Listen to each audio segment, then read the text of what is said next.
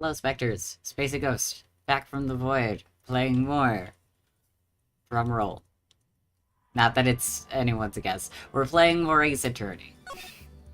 We are in the investigation. Oh, part 3. Technically. Here we go. Investigation. I have so many concerns. I want Maya to be okay. Maya, please be okay. Good, cold, snowy morning. And I know it's the holiday season, but I kinda liked it when there was no snow on the ground. We all know this. We're all not surprised. I just hope it's not, like, icy out, you know? Like, no ice, just good snow. Good, crunchy snow. I assumed, like, once it started snowing, like, a lot, our dog, Rigby, would, like, want to be outside, like, all the time and, like, playing in it. No. Not so much. He just, like, stands out there and doesn't know what to do with the snow.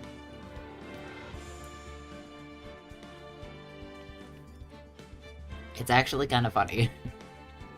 We're all just like, go! Be free! And he's just so confused. Maybe he still has to get used to snow. Doggo lags in the snow realm. Doggo's just like, oh, what's this? Oh, speaking of, me saying, what's this, prompted me to remember, excuse me, as I go up screen for a bit. One of my first Christmas presents arrived for myself. It is this. Hello, can you guys even see it? I'm pretty sure you guys can see it. Yeah! I am so excited for this. Becky actually gifted this to me. Yeah! I don't know if Becky, if you are online right now, or in watching, but thank you so much! Yes! Actually, I was kind of on the fence about it when I first, like, heard about this. Because I thought, like, oh, a Nightmare Before Christmas tarot deck, like, oh, okay. It's probably gonna be, like, some kind of, like, weird, like, mass-produced kind of thing. But I looked at, I looked through the cards, and I looked at the guidebook, and it is jam-packed with stuff. Like, the information is actually, like, accurate, and, like, the guidebook itself is, like, really thick. And the card stock is, like, really nice card stock. And the person who, like, wrote for this is, like, an actual, like, experienced tarot reader. So, like, I am beyond stoked for it. I can't wait to use it. I haven't used it yet. Call me lame, but I've just had it sitting, like, by my window just for, like, a hot second before I'm, like, really gonna dive into using it. I'm gonna go put it back. And then we can start the game. And hopefully Maya's okay. I really want Maya to be okay, because technically,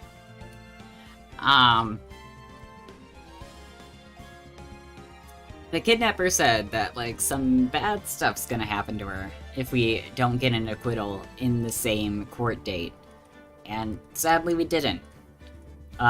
We got Adrian arrested for, like, forging evidence and, like, everything, but we don't know who still killed Juan.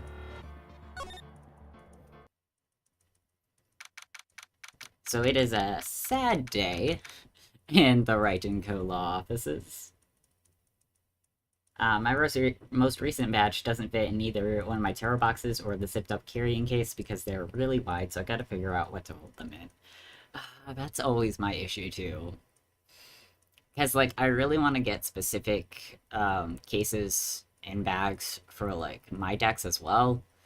But it's hard to, like, really know, like, if they're gonna fit and stuff, because some tarot sets are not, like, the standard size or anything. Also, it's hard to find one that, like, vibes with, like, the look of the deck as well. Like, there's one pouch I have where it, like, barely fits the cards. It's, like, such a tight squeeze. For this one, I think I'm just gonna keep it in the box, because the box itself is also, like, really sturdy. Oh no, Pearly! No! My child, my sweet child. I just want to hug you, and hold you, and protect you. There, Pearls. She's alive, I promise, we say as we're frantically dialing the transmitter. Maya, please. Please come back. The set didn't have pictures on the box, so I just didn't know what I was getting into.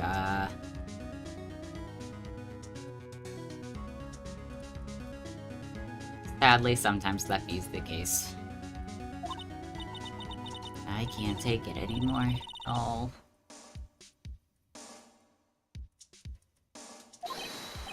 Look, it'll be alright. Everything may still work out.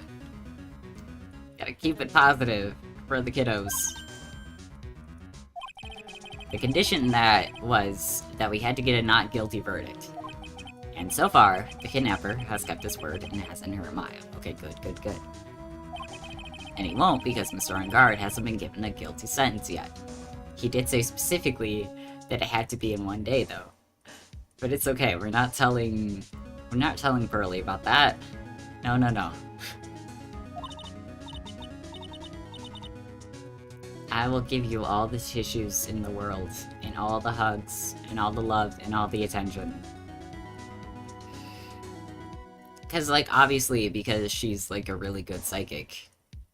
Of course, like, Morgan's giving her attention in, like, that aspect. But, like, I feel like that's, like, a whole different, like, sort of attention. We need to give her the love and care of an actual parent. And cheer up. We don't have time to stand around crying. We have to get going. You're right. Mystic Maya's in much more pain than I am. Yes, that's right. I mean, you can still cry. It's still an upsetting time. Oh, hi. Hello. Hey, you guys. Glad I caught you, pal. Mr. Scruffy Detective. Oh boy, looks like Detective Gumshoe has been dubbed Mr. Scruffy Detective in Pearl's book now. That is your name from now on. I've yet to run into her in, like, future games, but I really want her to still keep calling him Mr. Scruffy Detective, even if she's, like, 18. Just, hi, Mr. Scruffy Detective, and he's like, how many years have we known each other? Please, I have a name. It's just plain old Mr. Dick Gumshoe now, and I came to talk to you, pal. But we're kind of busy right now. Do you have tissues we could borrow? Actually, like, a hug from him would be very good right now. He looks like he gives the best hugs. The future. Oh yeah, because he's losing his job. So sad. So what are you gonna do from now on? What do you mean, pal? Well, you've been fired, right? So do you have a new job lined up yet? Oh, that. I'm sorry to bring this up. What am I supposed to do now, pal? I don't have anything coming in at all until my next payday. What? You don't have another payday. Unless maybe those were just jokes. Guess that means I'm just gonna have to work here at your place, pal. I'll take ya. So far, this franchise has just been us adopting everyone. You'll be searching for things that'll prove Mr. On Guard's innocence all day, right? Maybe we should actually get a detective to do the investigating bits for us. Because, like, technically, this is not what lawyers do. I say as if this game has been 100% realistic up to this point, but you know. We shouldn't be snooping through crime scenes. That should be your job. I'm gonna help you, pal. I've got lots of experience in investigating and watching over people's places. And I'm great at making really simple meals, pal. I'll take care of it all. Come on, Mr. Nick, let's let Mr. Scruffy Detective take care of things. Yes. I'm for it. Let's do it. By the way, what's your best dish? Please be mac and cheese. As simple as it is, I can always go down for like a good, extra cheesy mac and cheese. Instant noodles are a close bet. Why am I surrounded by people who only eat cheap, unhealthy foods? Okay, but listen. Everyone has had a phase where they just stock up their pantry with, like, hundreds of packs of those, like, instant ramen noodles. And they're not that bad if you doctor them up. Alright, let's talk about Edgeworth. Why didn't you tell me he was alive? That was the first time I've ever seen Mr. Edgeworth act like that. Never thought he'd say something like, he didn't care if Miss Andrews killed herself. Oh. Why do we not distract this girl with cartoons when we talk about these things? But because of him doing that, we got the truth finally. Truth. It's Andrew's last testimony. I wonder if that was the truth. I'll give you that there was nothing strange in her testimony itself, but I still think there's something fundamentally wrong with the whole thing. You mean about that thing, pal? Why would she want to... No, I mean almost need to frame Mr. Ungard. I couldn't figure that out from anything she said all day. And then you're saying that testimony was a lie? Not a lie, per se. It just feels like there's more here than it meets the eye. There's definitely more to this case. And that's what Edgeworth would like us to believe. That's such a dirty trick. Even that woman prosecutor is better than that. Oh yeah, I wonder if she's okay. Because she was shot. And in the hospital. Please tell me she's okay. Because, yeah, she's horrible in court, but, like...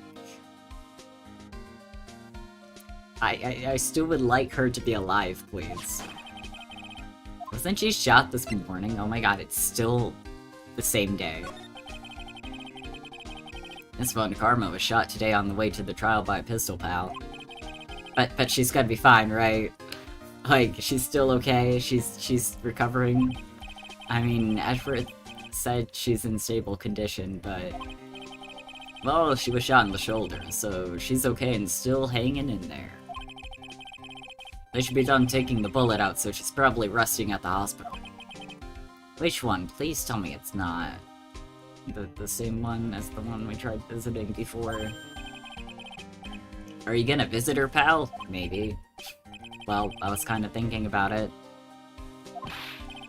You've actually got a heart, don't you? Excuse me?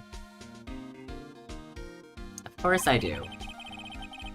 She looked like she was being tortured to death not being able to go to trial today.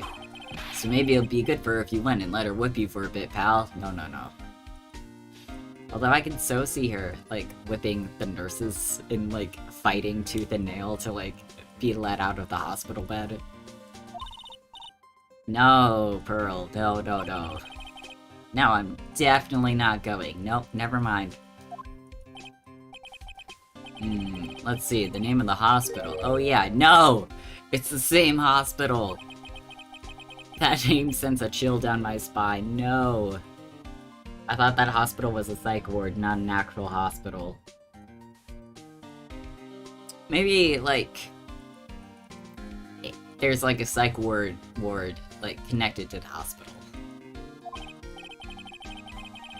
I guess it can't hurt to stop by and say hi. I don't know, I thought that was a plastic surgery clinic. Or maybe it's all three of them, like, mixed up into one. Because, like, why else would they call it Hottie Hospital? I swear to God, this gross man shows up. Never thought I'd ever come back to this place. No! No, get out of here. I'm not talking to you. Thank you. Oh my god, Edgeworth, get this gross man out of my face. Thank you for saving us.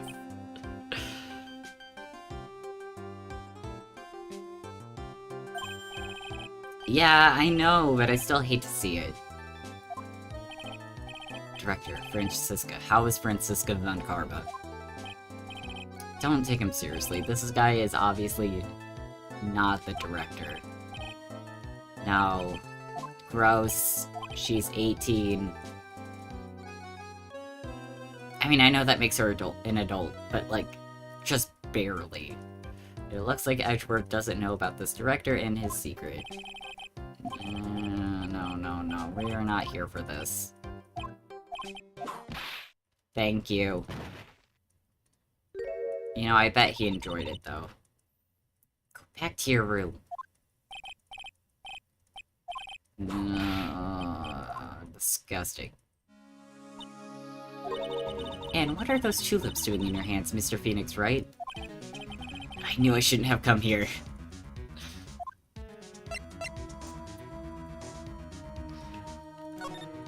I'm sure she appreciates the tulips.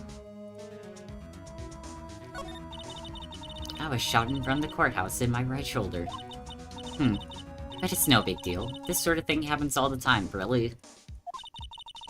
I even had full intentions of running the trial this morning. But that would have been too much for you. There's no need to act tough in front of us, you know. Regardless, I was dragged here by that man over there. He was so unyielding. One has to wonder if he's simply interested in stealing my case. Or maybe he's your brother and he cares about you being hurt. It was the only logical course of action given the bullet was still lodged in your shoulder. But by taking over the case, I found myself having to clean up after you and that irresponsible deal you made. I think I know what deal he's referring to. Miss Von Karma. You made a deal with Miss Andrews yesterday, didn't you? I don't know what you mean. In order to make sure you got your guilty verdict on Mr. Ungard, you told Miss Andrews to not testify in court today. I don't know what you're talking about. Do you have proof I made such a deal? You're denying it. We're not in court, ma'am. Looks like you were unlucky, Mr. Phoenix, right? If I had been in court today, this trial would already be over. All while hiding Miss Andrews' own crime. That isn't my problem, whether she had tampered with the evidence or not. I've only one objective, to find Mr. Ungard guilty of murder. The end that justifies the means, Mr. Phoenix, right? The end justifies the means. Miss Von Karma. Adrian Andrews believed you when you said, if you don't tell the truth of what really happened, then Mr. Ungard would be found guilty. What does that have to do with me? Because of that, she's now in danger of being found guilty herself. Like, oops. All because she believed your words until the very end. That still has nothing to do with me. She's just a weak person, that's all. But you had to know she was... Yeah, you're just manipulating her. And just, like... That's not right. Ow. I think visiting hours here are about over. You just know you're wrong. You don't want to admit it. So if you'll excuse me. What's wrong? Why did she suddenly cut you off? Probably doesn't want to face the facts. Probably because she thinks I had the advantage in that argument. She just doesn't like being wrong. So, Edgeworth. What happened today at the trial, Edgeworth? That was not like you at all. I mean, I know you knew about Miss Andrews' condition. You could have made her testify as many times as you wanted, but to go that far... but she wouldn't testify about that until I said something. Listen right. The courtroom is a garden of judgment. I'm putting myself on the line when I stand in there. And that's why I made the witness do the same. It's only natural. Okay, but the card though, because he recognized the card. We obviously have no clue about it, but it's definitely connected to the kidnapper. By the way, Mr. Edgeworth, you were really angry in court today. That's rare for you. Usually you're like so cool, calm, connected. Collected is what I meant to say. Not connected.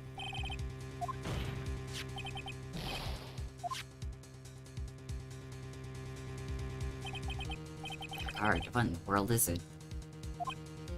If you have, like, literally any information, I would love to know. You mean this? Listen, right. This is top secret information. You absolutely cannot leak this.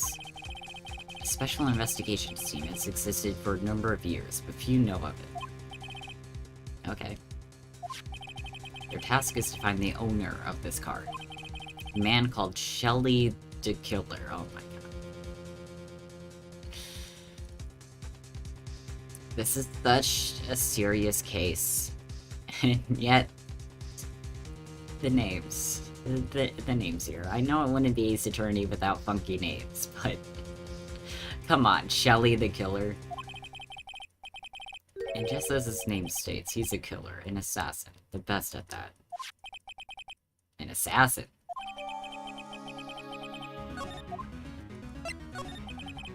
So who is this Shelly the Killer? The Killer is the name of a long-standing line of assassins. That is, like, so very on the nose. Like... They must be, like, really cocky to, like, use that as their name, you know? Long-standing. The name first appeared about 100 years ago, I hear. Shelly is the professional name of the third heir to the Killer name. So, because his professional name is Shelly, he leaves cards with a shell on them. He has a habit of making sure to leave a card by the body of his victims.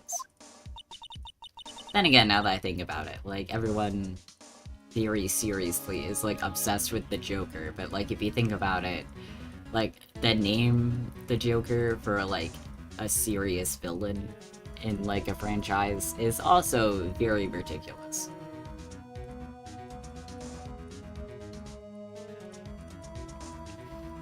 Why would he do something like that? I think it is part of his duty to his clients. If he leaves a card, then his clients can be assured it was he who killed the victim. It also serves as insurance against any charges being pushed onto his clients. I see. The killer values the trust between his clients and himself above all else. It seems that this is one honorable assassin with a moral conscience. I guess that even honorable assassins can exist. So you think this assassin, you think he's the one who did the killing in this case? It would appear that way. The discovery of the card basically confirms it, wouldn't you agree?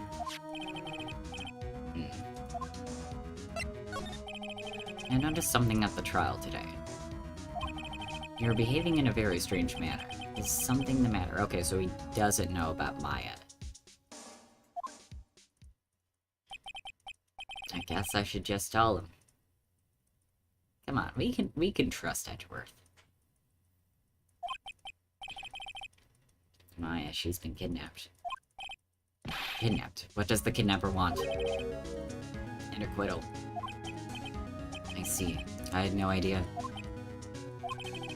I'll prepare a rescue team as soon as possible and resolve this by tomorrow. Really? Did you hear that, Mr. Nick? Mr. Edgeworth's going to... Oh, Phoenix. Stop trying to console me, Edgeworth. I don't need your pity. There's no way you can find her. We don't even have a single lead to go on. There's only one way to save her. I have to get an acquittal somehow. It's the only way. Right.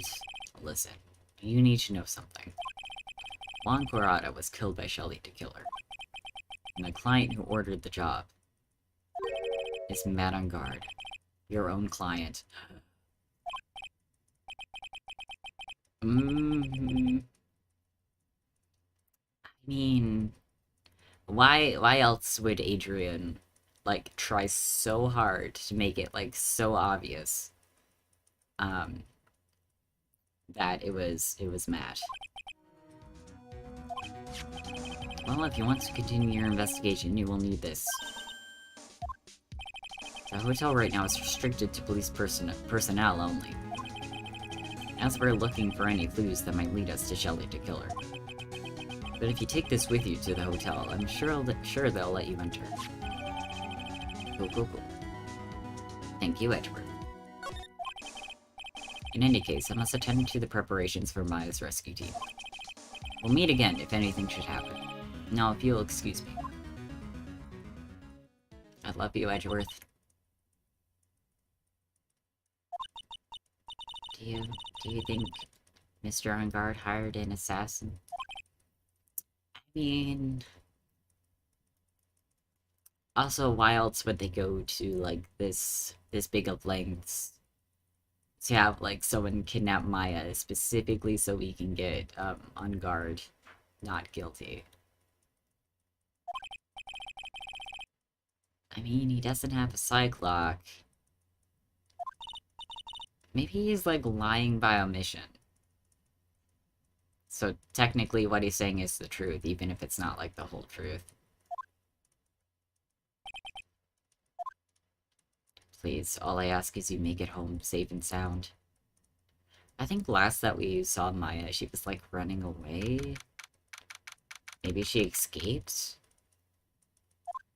We're gonna find out. Heh. I guess even kidnappers can be a little clumsy. Clumsy enough to drop a card like this for me.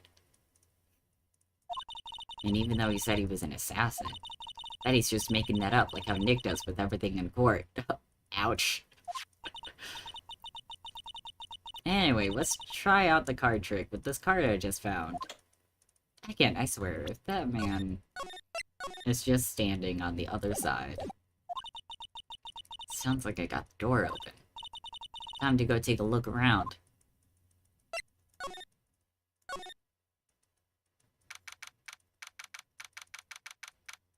There's no way he's not at least, like, watching from, like, a security camera. What is this place? Is there, like... Does he have a dog? Why else would there be a doggy door? I had a feeling I'm not in the hotel anymore. Are those videos over there? Can we look at them? Well, I'll worry about that for later. For now, I should be looking for clues. That way I can show them to Sis and maybe get out of here. I mean, this also piques my interest instantly. Oh, that's Celeste. There's a framed picture sitting on this coffee table. It's a picture of a woman. She's kind of pretty. I wonder if this is Matt's house. Looks like something's written here. Let's see. I think it says, with love, Celeste. Okay, yeah, confirmed, Celeste. Bet this could be a clue. What's a figurine doing on a sofa in a place like this? I think it's a bear? It might secretly be a camera, though. But it's got a lot of cuts and slits on it. Oh. Wonder if it's some kind of puzzle or something. Okay, what's going on here, though?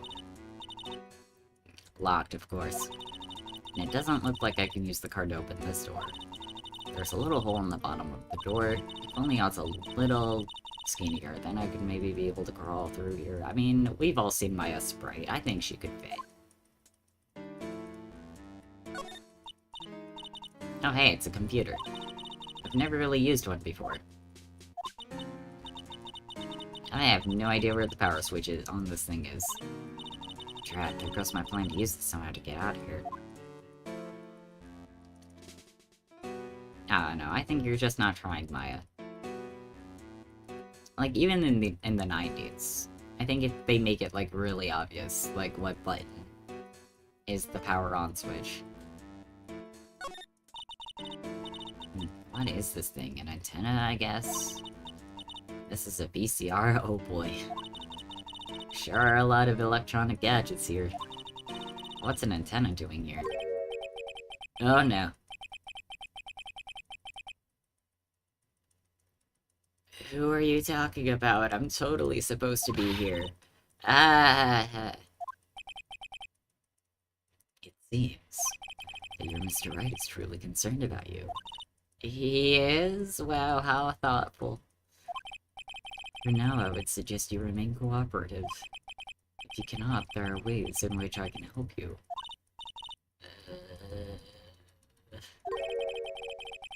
Dead men tell no tales is how the saying goes, correct? Oh no.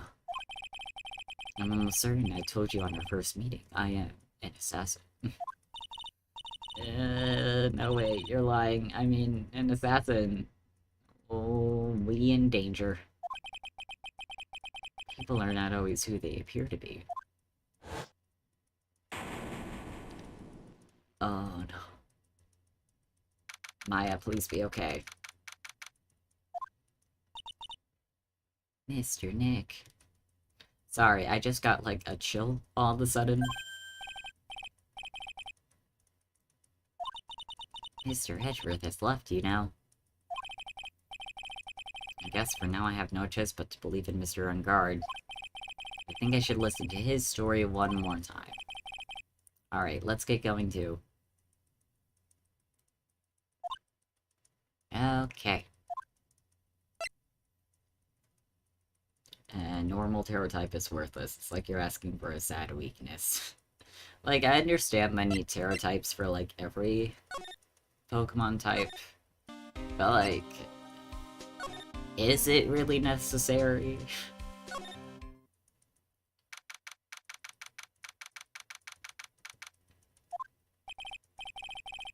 Oh no! Visiting hours are over. Oh, I have too many questions I need to ask. I'm sorry, but I'm Phoenix Wright, a lawyer for one of the... Please let us in. You're Mr. Wright, you say? Oh yeah, there's a message here for you. A message? It's from Man on Guard. Here you are. What did he write? Is it something really important? I swear. It just says out for lunch. I don't know. Well, let's see what it has to say. To you, Mr. Lawyer Dude, I've got something really important to tell you. Why do I feel uneasy all of a sudden?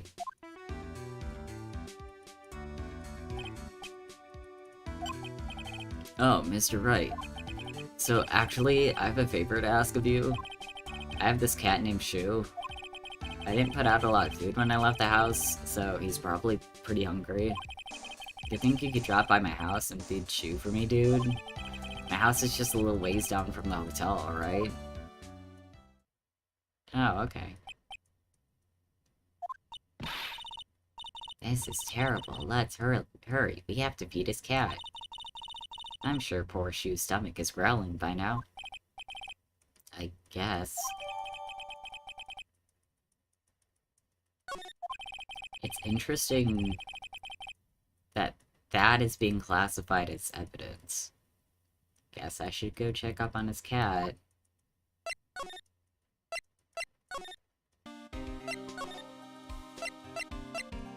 How do I get to it? Oh, it's close to the hotel, so maybe if I go to the hotel first.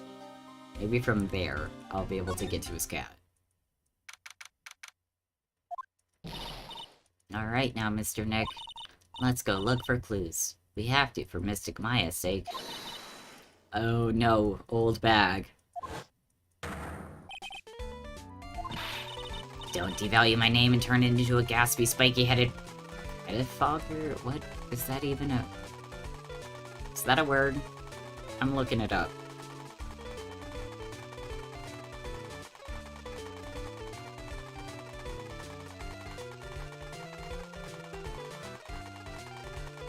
Oh! Nice.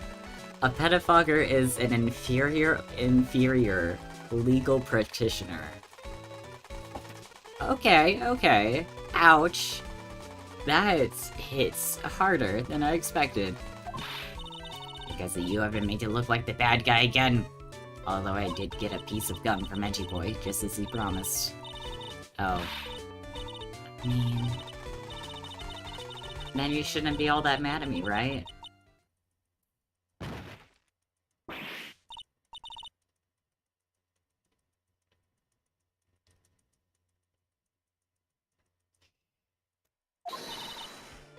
Keep your hands off me.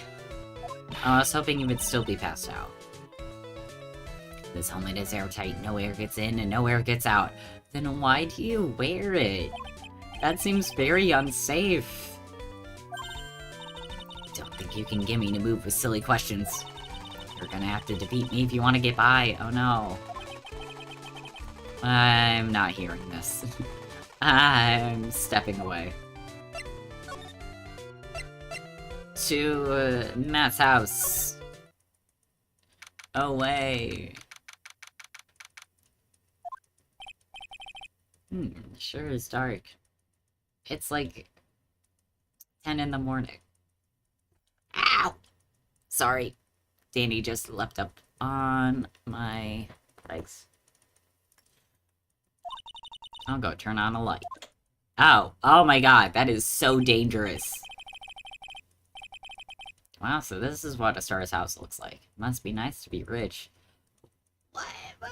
Why is that up there? I don't care if, like, those are, like, super strong wires. I would not trust that. Especially not above a couch. What? Come on, Mr. Nick, let's find Shu, the kitty cat. Shu... Oh, Shu exists.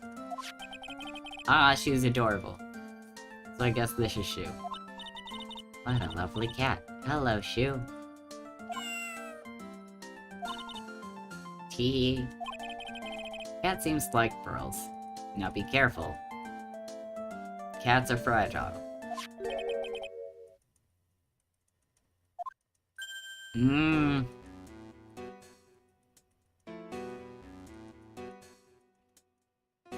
You're not fooling me, sir. May I help you with something, mister? We have to recognize that this is the same guy that took Maya away.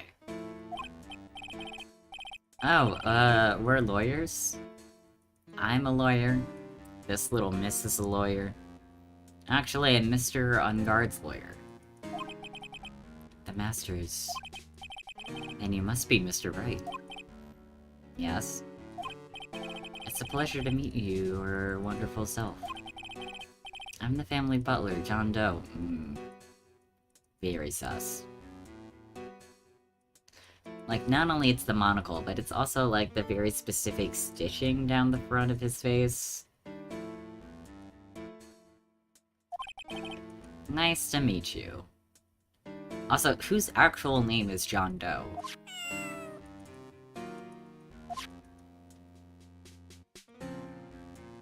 And why would he ask us to feed his cat if he has this butler?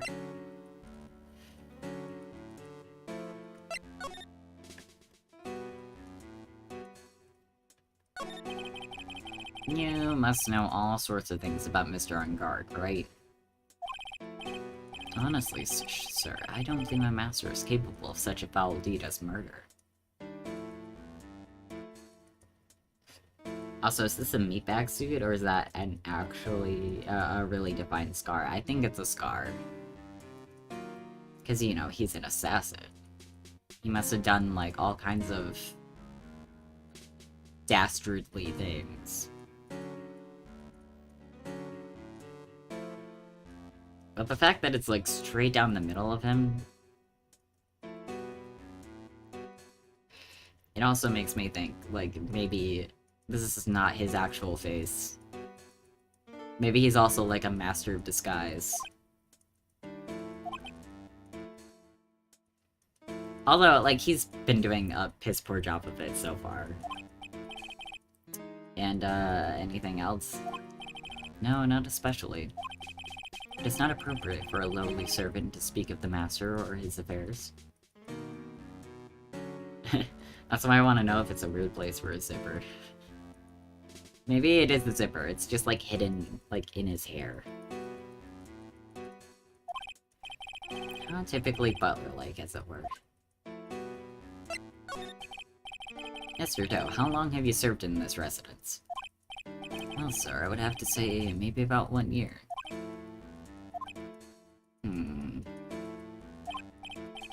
And, anything else? No, not especially. It's not appropriate for a lowly servant to speak of himself and his affairs. You know, I would have thought Mr. Ungard the kind to have a maid over a butler. You know, maybe he's gay.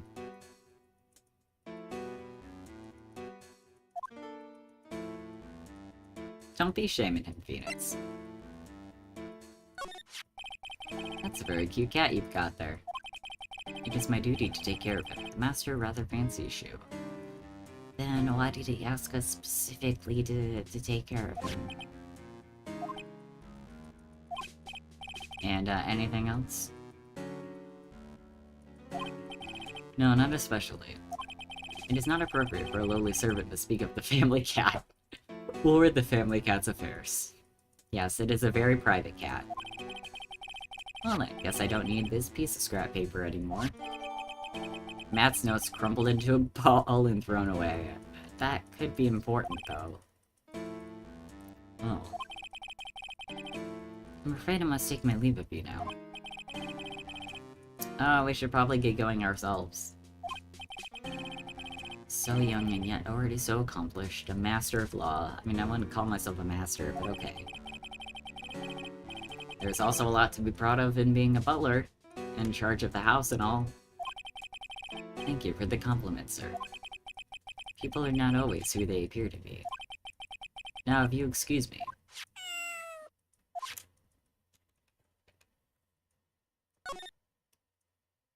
Just because we're here. It is a very comfortable and spacious lounge set. Wonder if famous stars drop by and sit around and have a good time. In any case, I don't really belong here, do I? Oh, poor Phoenix. It's okay, you're stressed. You can't help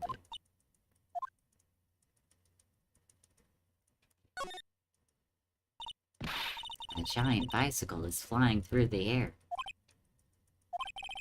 That bicycle pearls is one where you don't have to pedal and it moves on its own. Magic. Really? Wow. But sorry to disappoint you, it can't fly. Oh, that's too bad. You can feel like you're flying. That part's for certain. Ah, there are masks here. Yeah, that one in the middle is the Steel Samurai. The ones next to that are the Pink Princess and the Evil Magistrate. They fought many battles against the backdrop of Neo-Old Tokyo. Wow, you really know a lot about the Steel Samurai, Nick. I don't know whether to laugh or cry that I know more about that show than a kid. I mean, she didn't grow up with TV.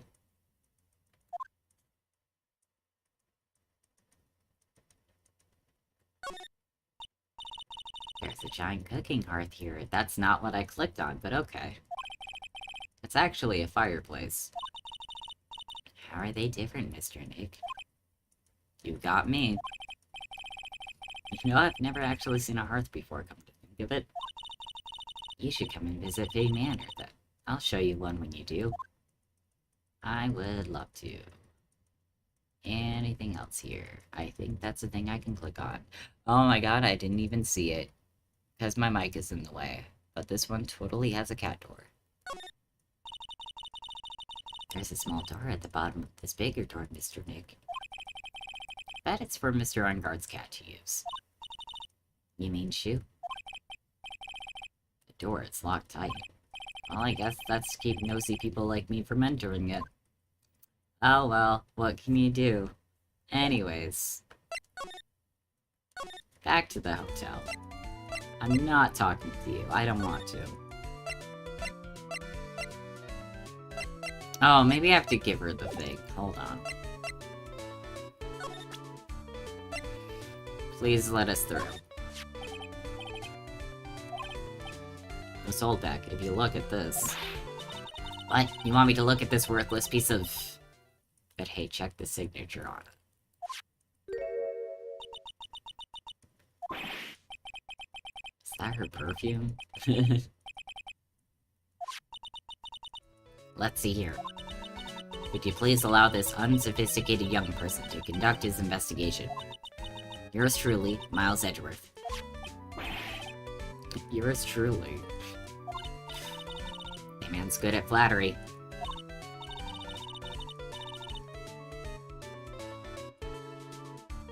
Fine, but only because Edipu said so, you understand?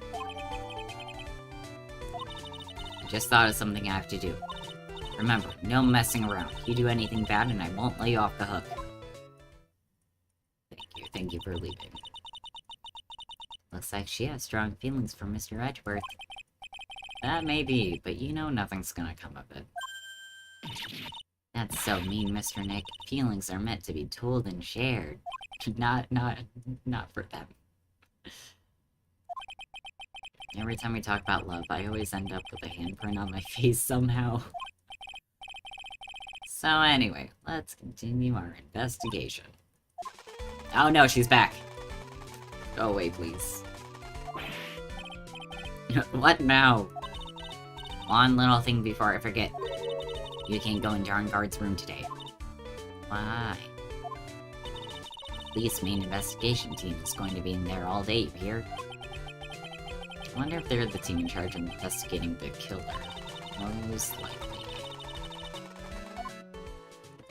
Okay.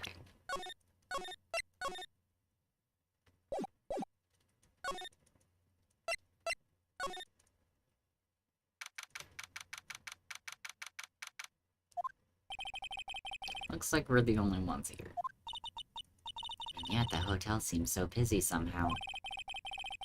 Probably because the police team is scouring for clues about the killer. This room is so useless.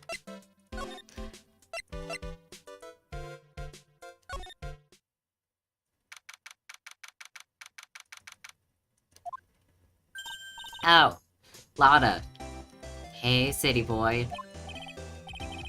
You're still here. Of course, she's gotta get the big scoop. Wreck, of course. An investigative photographer eats or starves on her ability to snap up the scoop, yeah? This hotel just has that aura of mystery. You know, like something's always about to happen. But do you have a camera? Did you get it back? Right given. Photographers gotta have cameras out the ear like corn to be a real pro, you know? So I'm hanging around here. Speaking of cameras and feeding them out, do you have mine, you bread thief? Why can't you drop that thief thing already? It's part of my job, leave me be. Here you go, here's your camera.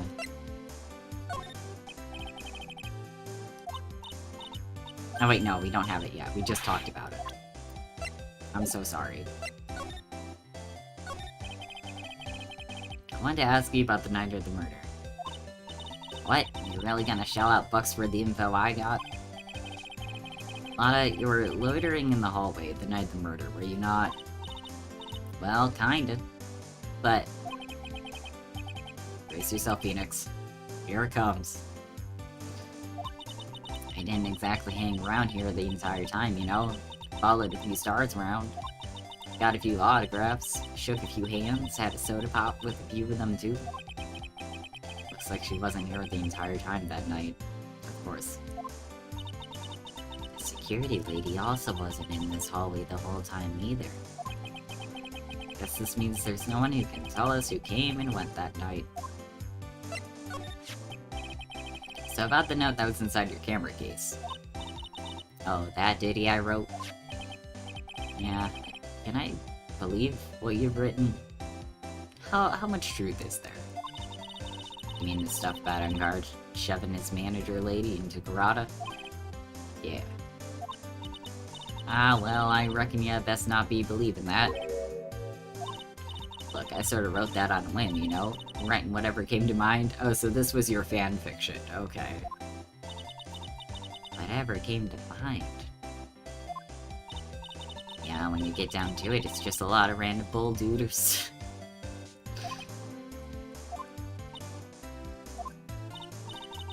Hey, what's with you? Why are you staring at me like my grandpa used to? I'm not mad. Just disappointed. Why you look like you suddenly got older, too? Or am I just shrinking here?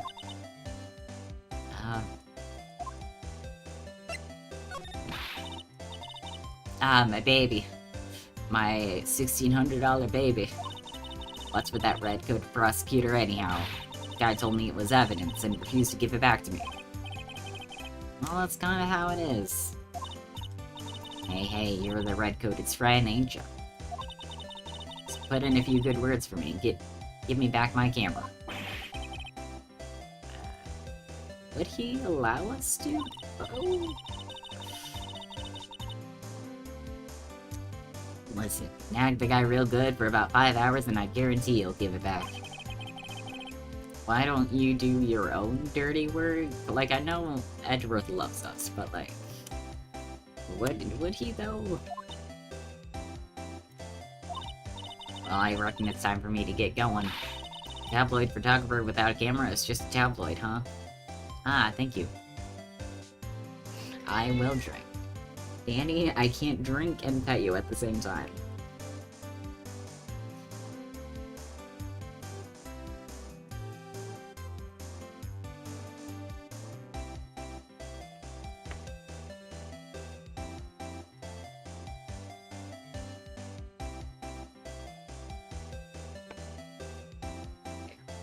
There we go. Yeah, I guess so. Keep yourself together out there, you hear? I'm coming to see you in court tomorrow. Okay, I'll see you then. And you too there, little one. Keep up the good work, okay? Okay. Be picky about your food now. Okay. And make sure you do all your homework, you hear? What's homework? And if you happen to find yourself a camera, make sure you bring it right back to me. Will you please just leave? Lotta, I love you. You're not helpful 100% of the time, but I love you.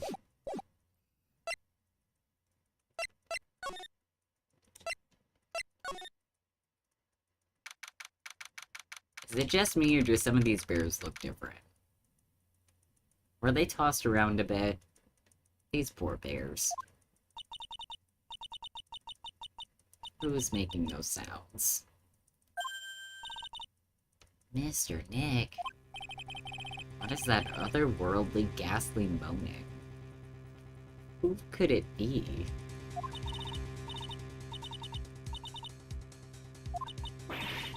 I hate evil ghosts. Me too. I don't think it's a ghost. Maybe it's a demon? Don't scare the child. Oh my god, Phoenix. Wait. Why are you here? I thought we left you for good. Zoinks. It's the alien. Who are you calling an alien? Oh, it's just you. What are you doing here? I thought you were just over there. Like, how'd you get here? What's wrong with you youngins today?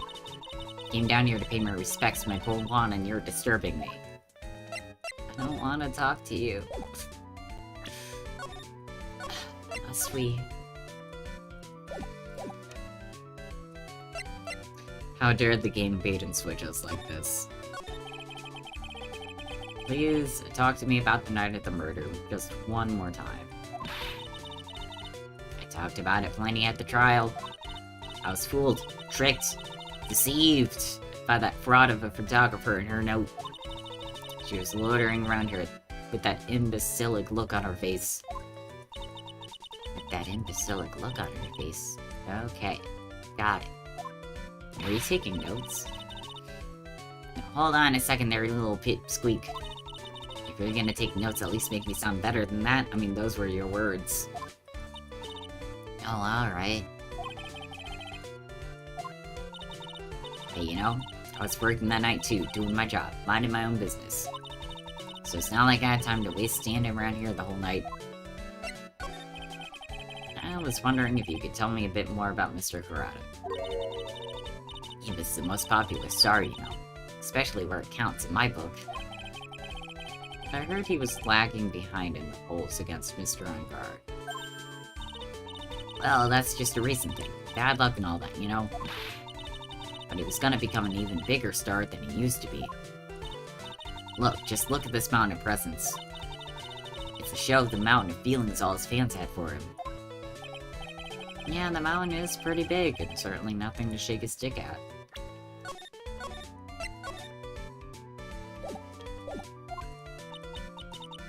Mr. Nick. What is it, Pearls? Presents. They're all theirs, right? Yeah, that's true. There isn't a single thing here that isn't a bear.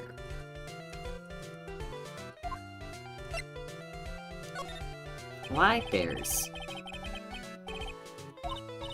Now that's because you can't think of one without thinking about bears. But why though? You don't know? When my dear Juan was training, he fought bare-handed with a bear. He refused to give in and let the bear win, but after the fight, they became friends. What a heartwarming story. It's just like in those young people's dramas. I could see those two tuckered out, down by the river, going, hey, you sure can fight. You too, bub, you too. Did all that really happen? Sounds fake. Still sounds fake. So ever since then, fans have been giving him bears as presents. Yeah. Nice. Bears.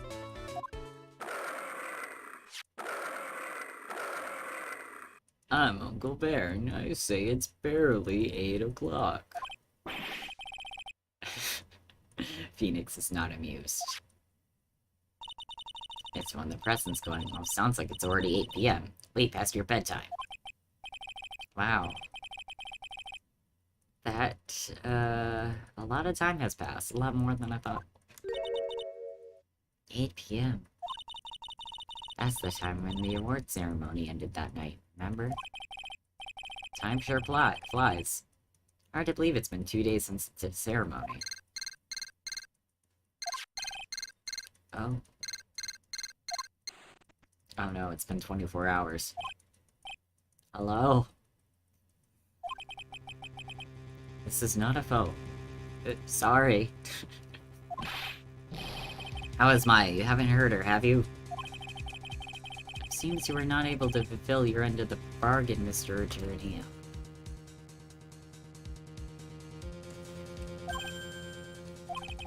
I've heard the news. So it seemed my present did you no good.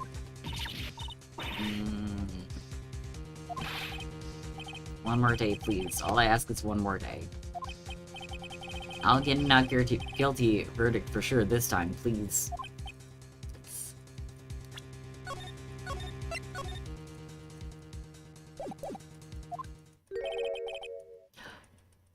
Yes, thank you. Thank you so much. I need that acquittal more than anything else, after all. Please let Maya say something. I want to hear if she's alright.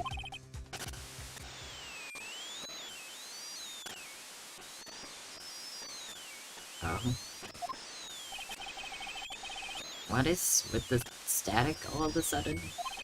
Hello? It seems bad.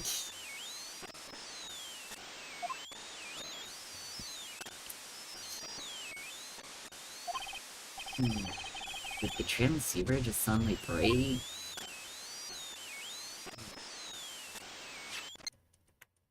Well, so much for that. What happened? I don't know. All of a sudden it became nothing but static. Just picturing Maya on the other hand, like karate chopping. The antenna. But I don't know how that would, like... I don't know, fix the situation. Why did the transceiver suddenly break like that? I should probably have an electronics expert look at it. Do we know one? The sooner the better. I don't think we know one. What's... oh, I can't even look at that.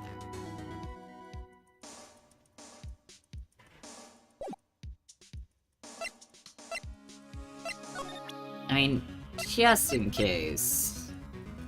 Can you fix this? Yeah, I didn't think so.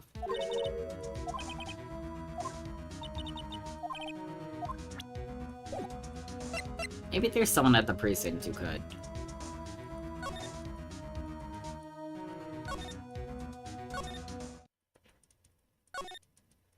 Oh, not examine.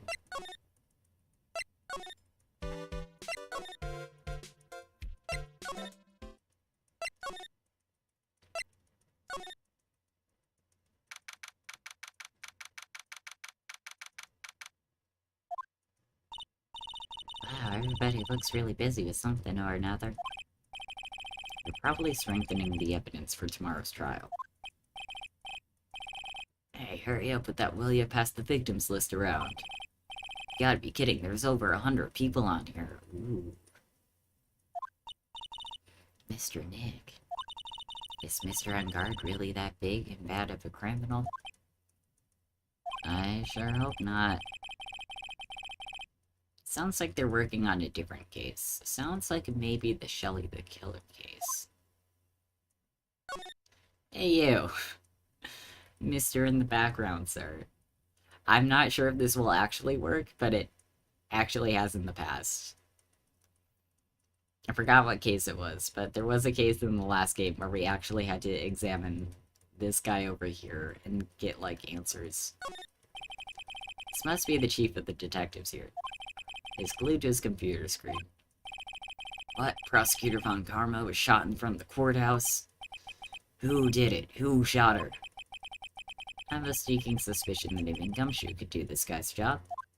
Okay, maybe this random guy. Hey, random guy. Must be one of the detectives. He's mumbling something to himself. Very well, now why do you want to work for our company? Oh no.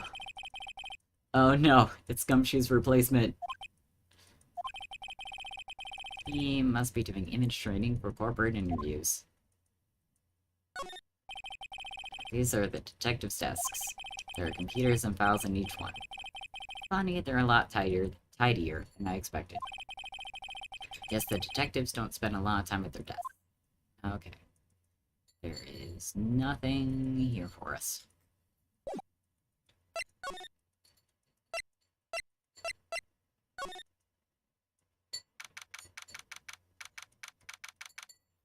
Gumshoe, you still here? Ah, yes. Welcome back, pal. Thought I'd make you a little something for dinner. That's nice of you, thanks. Rich man's luxurious full-course meal, out of a can, that is. I'm sorry you went through all the trouble to cook, but I don't have time to eat. No, you accept his food. Oops. Looks like you don't have a can opener, pal. Here I thought he had already whipped something up. You know, it's the thought that counts. Oh, I know. There's one way you know how to be helpful. Ask me about anything you want, pal. Go ahead. Well, since he's here and operating, do you know anything about technology? The transceiver. You should ask Mr. Scruffy Detective about that thing. What thing? Oh yeah, this thing just up and broke all of a sudden. Please fix. It broke, pal? When I was talking to the kidnapper, it just suddenly broke into static. Look, it sounded like this.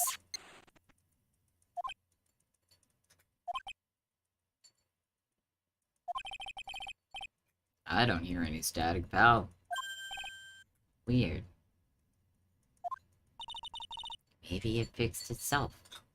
Maybe we have to wait for them to start talking. I'm sure it was making a loud static noise.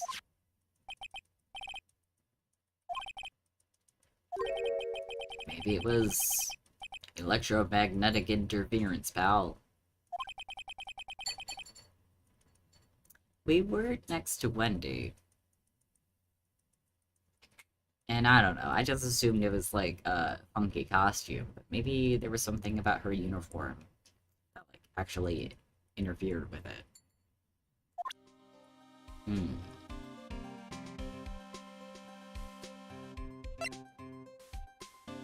What about the camera? Oh, okay.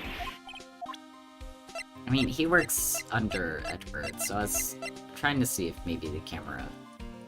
Maybe he knew anything about the camera, but no.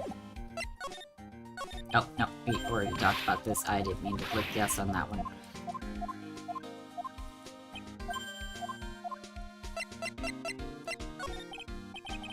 So what is magnetic interference? Something that happens when a radio wave gets mixed up with another signal, pal.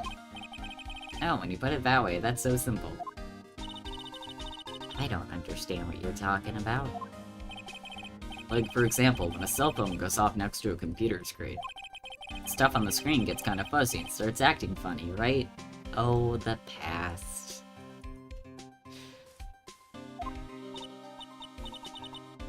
Computer.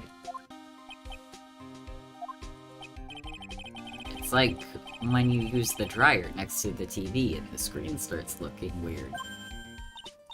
Oh yes, the TV does do that. So that's what you're talking about. She seems amazingly happy being able to understand this. I'm glad. I'm glad we're able to.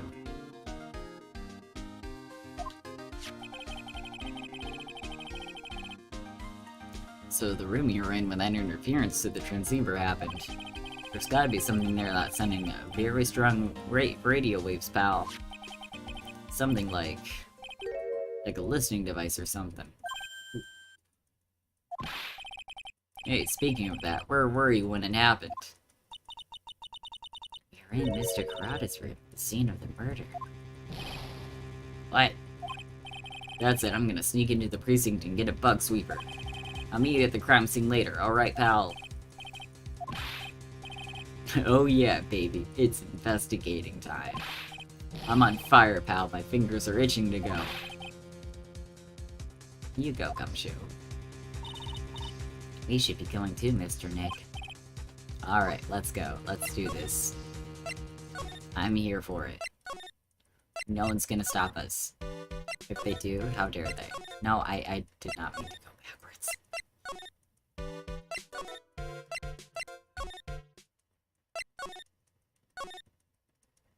Okay, let's go, pal. Let's do this. Hey, you're finally here, pal. Sorry to keep you waiting. Do you have the bug sweeper? Oh. So the transceiver, that we're using to connect to the kidnapper, it started acting weird when we were in this room. So we were like, why is this happening? Why is it broken? But then when we tried it in front of Gumshoe, it was working fine. So Gumshoe's like, oh, well, there must have been, like, something releasing a lot of radio waves. Could be a listening device. And all these bears could be a secret listening device. That would be a really good way to, like, sneak one in. I got busted trying to sneak in, pal, and then suddenly I'm staring at the precinct doors. From the outside, I mean. So, yeah. I couldn't get one of the police bug sweepers. So does that mean we have to go back and get one? What do you mean you couldn't get one? We need that item. Hey, calm down, pal. Didn't say I didn't get one. Just not the police's. Wow, so this is a bug sweeper. Don't rip this stuffed bear in half in front of Burley. It's okay, we'll let her know it's for important business reasons. Or we could just have her, like, be in the next room. Just not looking. Look away, Pearls. It looks a little broken. Hey, this was made when I was in elementary school, pal. Who do you think, Phoenix? Me, of course. Seeing this sure brings back memories. Hey, don't look down on it, pal. Sure, it looks a little beat up, but I put my heart and soul into building this puppy here. Your heart and soul? It'll work, trust me, pal. It'll do the job, but you can't set the sensitivity. So it's gonna beep at anything that gives off electromagnetic waves.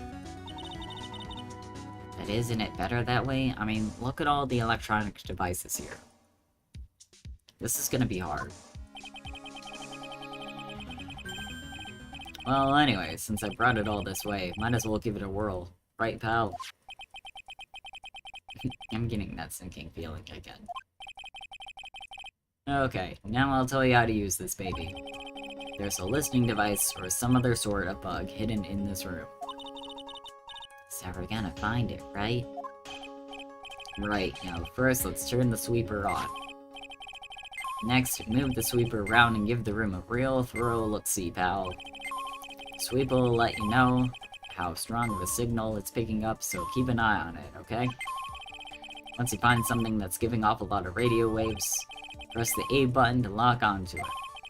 There's a lot of things here that's gonna give off radio waves. So let's take a good look at anything and everything that seems suspicious, okay, pal? I'm gonna go stand outside and keep an eye out. Give me a yell if you find the bug. Got it? Okay. Any of these? It's probably the lamp. And that's just a robotic dog.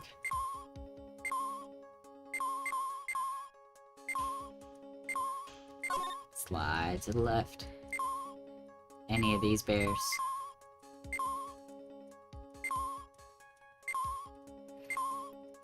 Is it this big bear? It could be this big bear. Cause like, sure, it's next to this thing. But I don't know, I think maybe it's like too far away for this to have been going off.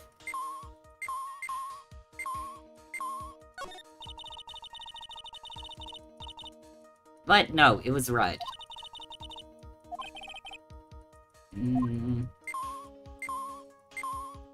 It's totally red.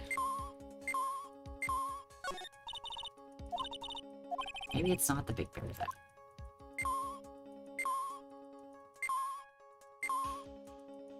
Surprised this radio's not going off. I don't know, like, it was going off earlier. So you'd assume.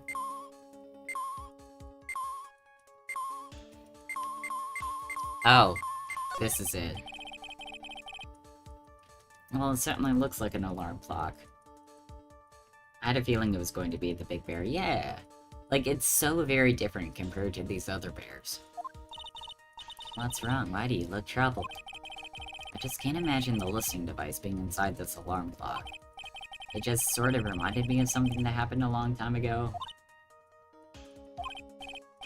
Well, anyway, it looks like the listening device is in here. Again, I would have assumed so. Because, you know, it went off during the conversation, so, like, maybe it meant something.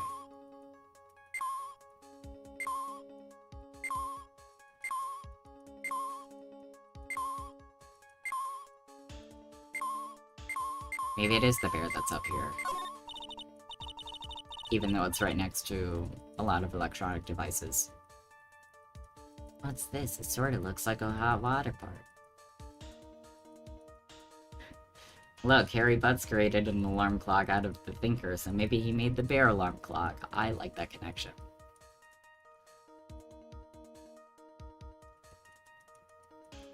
Now that I think about it, he hasn't shown up at all in this game. That's so weird. Larry, where are you?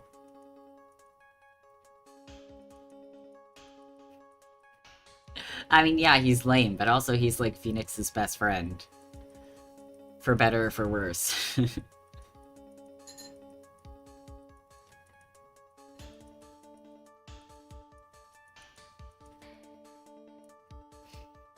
Who knows, maybe he did make that clock. Maybe that is his contribution in this game. We don't need him ruining this case though. No. He can stay as an Easter egg. Oh, well, it is kind of like a hot water pot, I guess. but instead of hot water, coffee comes out. Really? This pot can do that? Is there a pot that orange juice comes out of? I don't think there's anything like that, Pearls. Okay, so not that bear. Not these bears.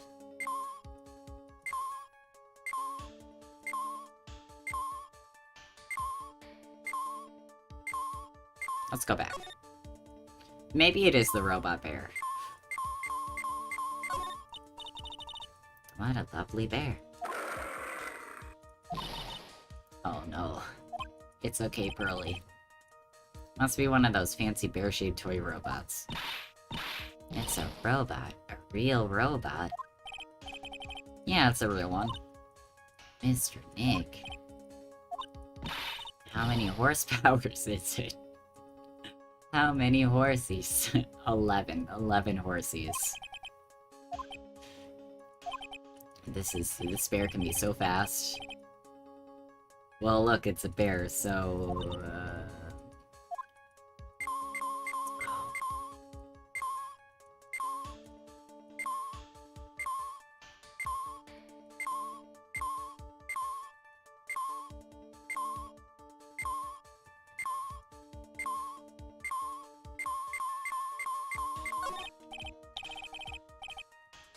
lamp check, listening device, nope.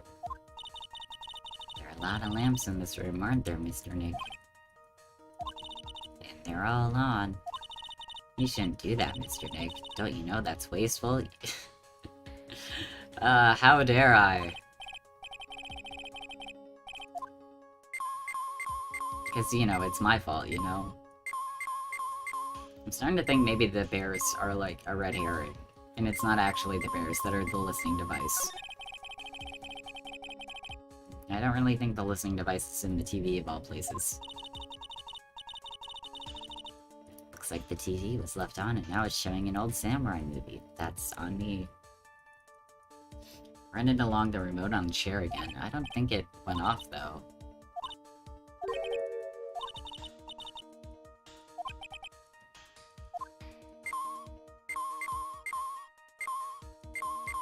Oh. Cell phone. Nope, no bugs in there. I also thought it was some weird remote. A cell phone. Don't tell me you don't know what a cell phone is. I'm sorry. I've never seen one before. Now that she mentions it, my cell phone couldn't get any reception while I was staying in Kuran village. Girls has never lived outside that village. Yeah, I think the only phone we could use was the payphone outside. Well, I guess I can't say it's impossible to live without one. You say that now?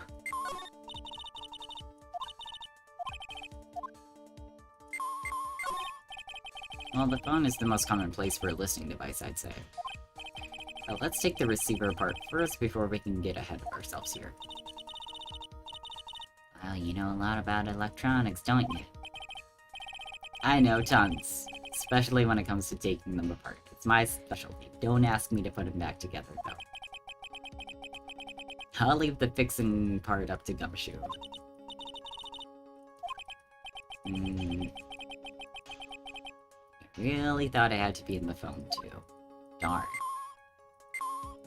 Is there any secretly over here? Oh, that's just a lamp. Let's try the radio. The radio's on and playing something. I can imagine Phoenix having to ask someone for change with the payphone every time he needs to make a call. Go back to the mirror area? I mean, if you're talking about, like, the lamp, I feel like the lamps are just lamps. Thought I saw it turn yellow. I think most of them are yellow. Just because there's, like, a lot of stuff in this room. What we want is for it to be red. It's Kids Question Corner. Oh boy. Why is the Earth round? Yes, Jesus, why is it, Mr. Nick? I have no time for this.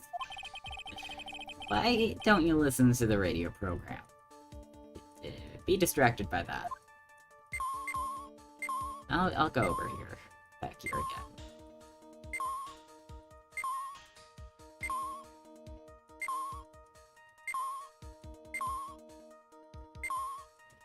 I'll click on the lamp just in case.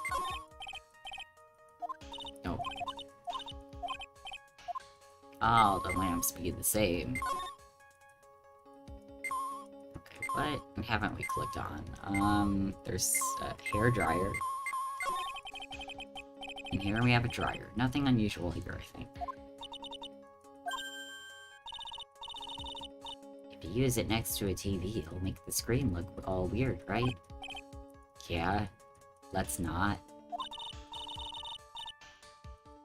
I'm proud of you for remembering this, but let's not. Good memory, Pearls.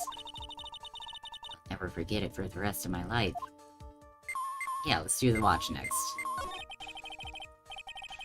TV's remote control, but it doesn't look like the listening device is in there. But what about the watch that's next to it? So I was thinking. Wonder if a TV remote works on other things, like... Can I make you change your expressions like TV channels? I'm not a robot.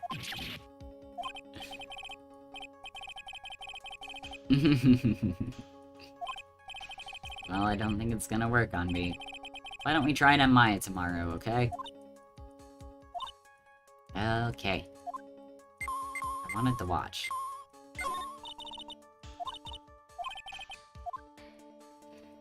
Maybe the watch doesn't count. It's a small video camera. No listening device in this. Everyone's trying to make everything smaller and smaller lately, aren't they, Mr. Nick? That's what it seems like. But I want to grow bigger and bigger. Well, technically you do. Whenever she, does the spirit channeling thing. Well, eating only vegetables isn't gonna help you there. You have to eat meat, too. I swear, if it's the laptop... Nope. What's a notebook computer? This whole segment is just... teaching Pearl the electronic things. Do you know what a notebook is? Do you want to know? I figured it out. Not yet. Let me zoom across the room again. It's a small book with paper that you can write on. Well, that thing is like a notebook in a way. It's basically a small laptop. What's a laptop? Is there a calculator? Can I click on the calculator? No? Is that a rice cooker? It's a bread maker? Why is there a bread maker here? Looks like it's been on keep warm all this time since the murder. Oh, poor bread. Forgotten.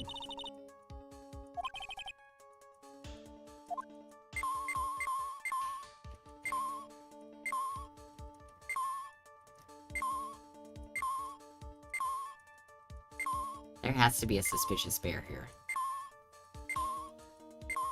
If it's not any of the actual electronic devices.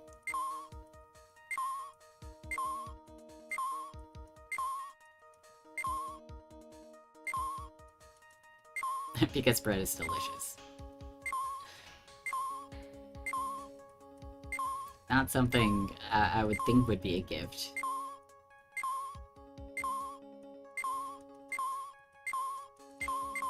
Oh, maybe I didn't click on the right thing on the big bear. This is just a giant stuffed teddy bear, right? It's the biggest one I've ever seen. Hey, so did you guys find it yet? The listening device, I mean... I am a bit mad. That was like the first bear we decided to like look at. We just didn't do it right. No, not yet, but this bear's eye is. Let's see, let's see. Perfectly normal stuffed bear with some really strong radio waves. Sounds like you found the device to me, pal. Let's dig this big fella's eye out and see what we got. Pearl, don't look. You can't. Such a violent act. It also looks the most realistic. That's horrible.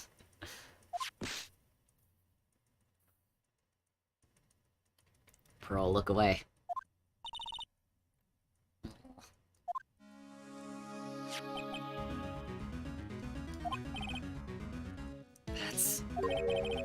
It's a miniature camera. It looks like there's more. There's a transmitter and a timer. You know what a transmitter is. We've talked. I mean, I guess what we have in our hands is a transceiver, not a transmitter. But you know what it is, Phoenix. Is this more of that high-tech stuff? So this tiny thing is a camera. Yep, it's a pinhole CCD camera, pal. It's a small, high-grade video camera, mostly used in security systems. So it's a video camera. Got it. Runs on a battery, which comes with it in a set. But there's no videotape in this camera? Again, gotta love the past. How does it work? I can't fault them because this is originally from the early 2000s, but I can't help but make fun of them for it. This is only the camera part here, pal. The tape recorder with the tape inside it is somewhere else. Somewhere else? Footage is changed into radio waves and then it's sent to that recorder. So it's sort of like a TV broadcast, isn't it? Hey, you know, you're right. It's set to record the victim's room from 8 PM for 1 hour. Was running at the time of the murder. It would be cool if we could have that tape. So what is a transmitter? It's a device that sends the footage the camera took to a specific destination. It's like a video version of a listening device, pal. Looks like it's attached to a small clock-like thing. Oh, that's a timer, pal. Yes, the clock-like thing is a timer. You can set it to turn the camera on and record at a certain time with it. You can set it for a certain time. Yep, let's see. This looks like it was set to start at 8 PM and go for 1 hour. That was the time the award ceremony ended. There's no date set, so it's been recording every night, I guess. Interesting. How long has this bear been here? Pretty sure it's been here since the night of the murder. And maybe this camera caught the murder on tape. And if you think about the angle the bear's at, it's bound to have had a clear shot of the whole crime, pal.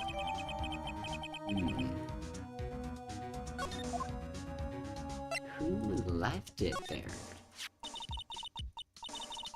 So there was a camera in this bear's eye? And it was disguised as a present. I'm sure it was here on the night of the murder, pal. It's pretty big, so it stands out pretty well in my mind. But who gave Mr. Kurata this present? You'd assume, like, once we started talking about, like, cameras and transceivers and stuff, maybe it had to do with, like, the assassin.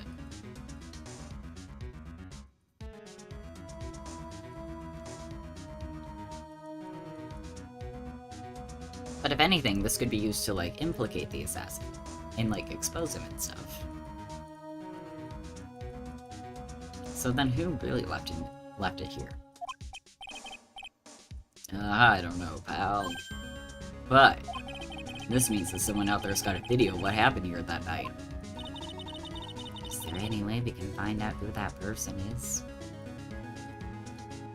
But also, like, we looked at where the assassin is keeping Maya, and there's definitely a security room there. That's most likely where this is going. It's impossible, pal. Radio waves can be sent almost anywhere, so there's no real way to find out. Oh. Is there really no way to find out?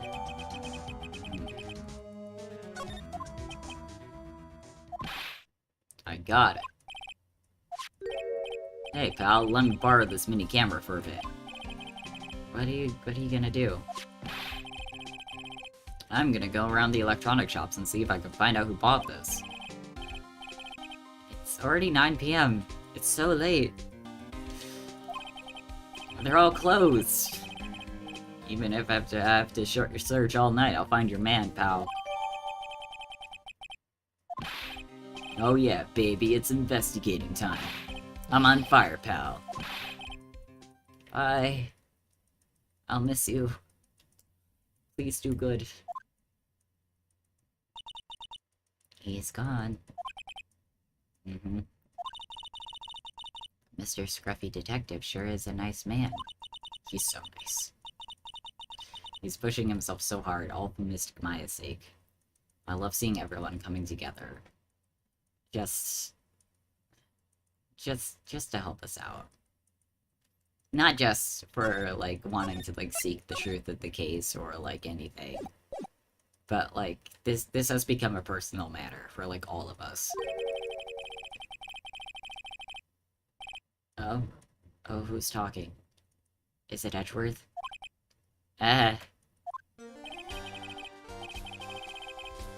You'll have to excuse me, I heard your conversation just now. What are you doing here? The rescue team has been created and deployed.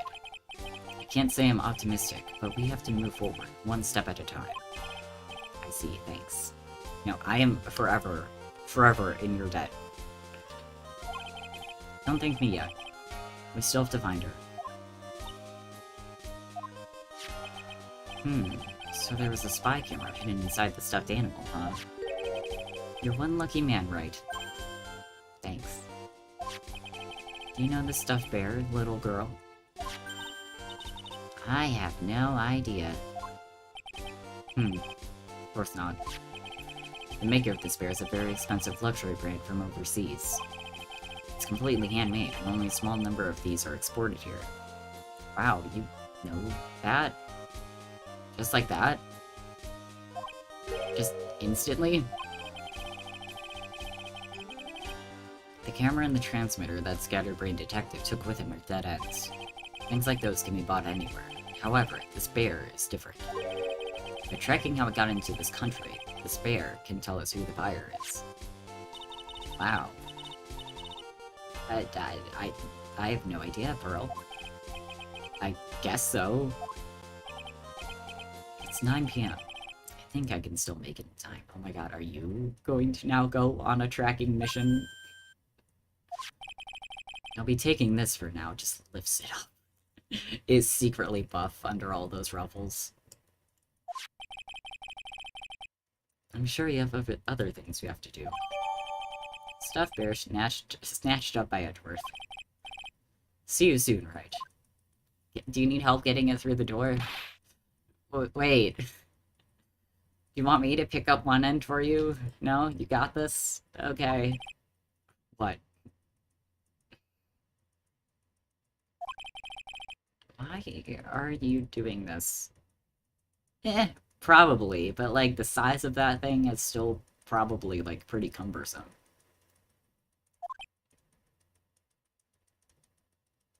Even if it's light, I feel like it would still be like really hard to carry. I have no interest in explaining myself to someone who cannot comprehend. Besides that, right? Until court reconvenes tomorrow, you should concern yourself with this question. Who was the person that murdered Juan Carrata? The real killer. Do you really still think it was Adrian Andrews? To be honest, I don't know anymore. You still have a little time left. Find the truth, right? Everything begins with the truth. Juan Carrata's real killer. Miss Andrews passed. Can never sole condition is an acquittal for Mr. Ungard. And this card. Shelly the Killer.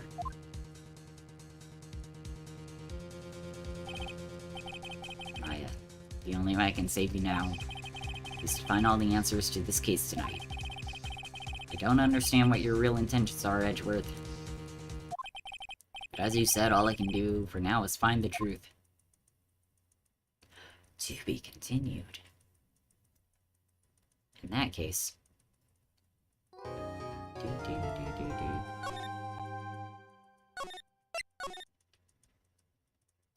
In that case, we're gonna go on an early break. Cause why not? Because we're here.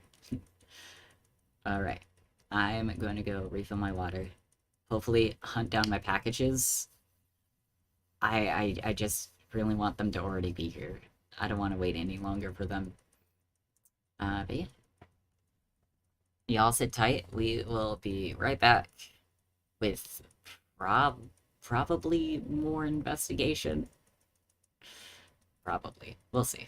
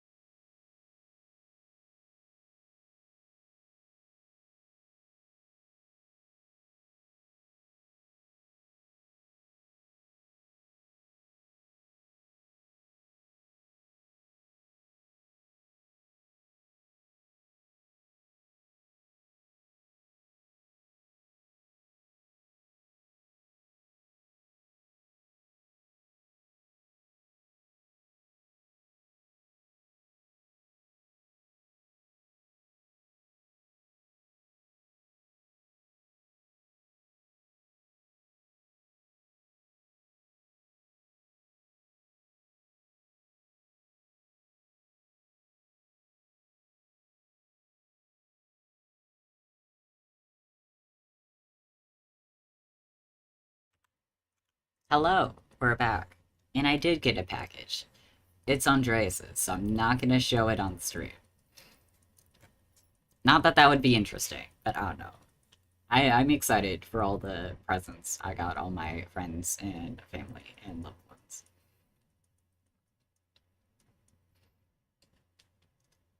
I feel like I already saved, but I'm gonna do it again, just in case.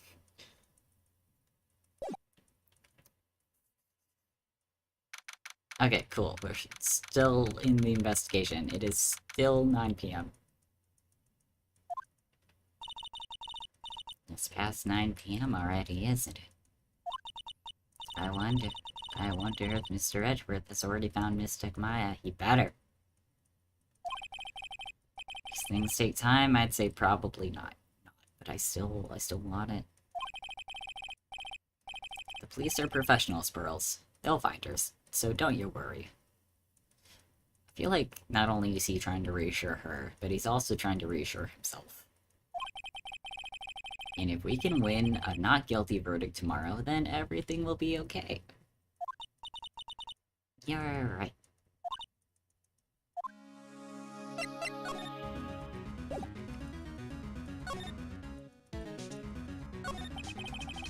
So the real person who killed Mr. Kurata was... that assassin. Mr. Shelley the killer, right? And the card Miss Andrews found at the crime scene seems to be proof of that. So why tape himself? Why do that? Unless that's like part of the like appeal or something. Not just like leaving a card, but also like leaving video evidence? I don't know. Again, maybe this assassin's cocky. But if that's the case, then a new question comes to mind. Who is the one who hired the killer to begin with? Who is his client? You mean who asked for the murder? The person didn't want to dirty their own hands in blood. Whoever this client is, they're still a killer.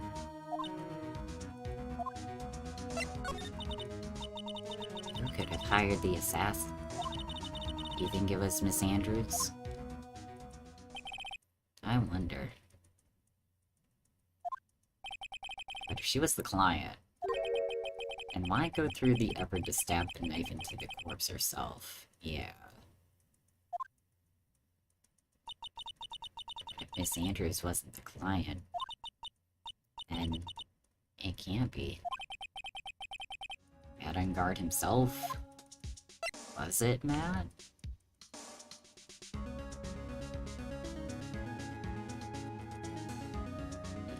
Psychologically, he's a narcissist who loves to have this knowledge that he can't be caught. Yeah, that's kind of like my line of thinking. With like the whole videotaping thing.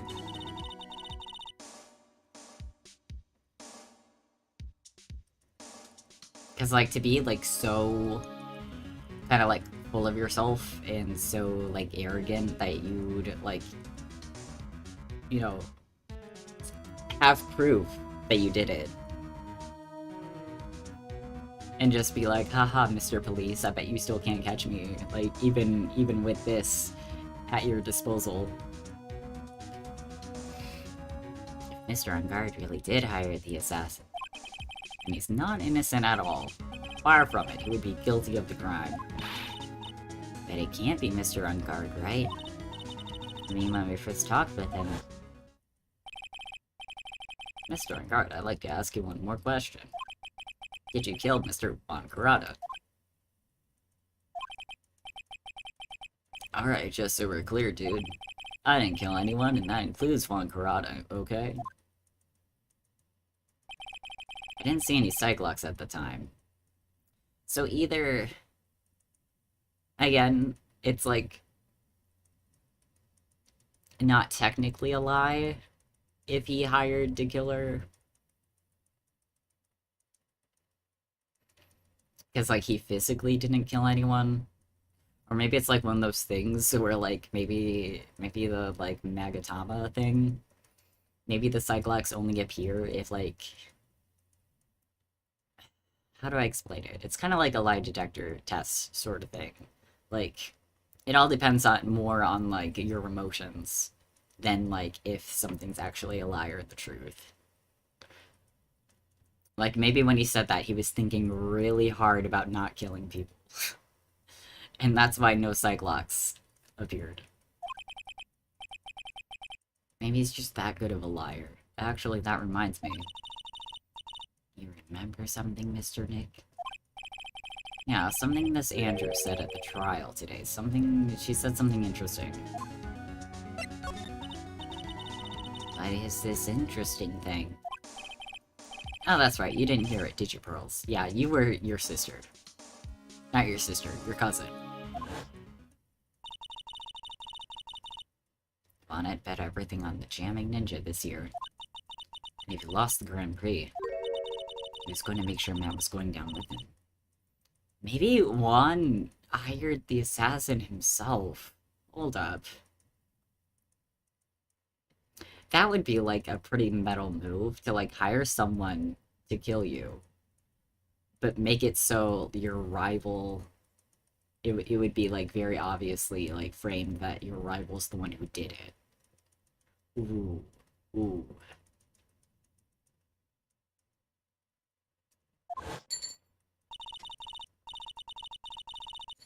Looked like somehow Juan had in his hands a secret so powerful that would destroy Matt's acting career had it been revealed. Mr. Engarde's secret. What is this secret?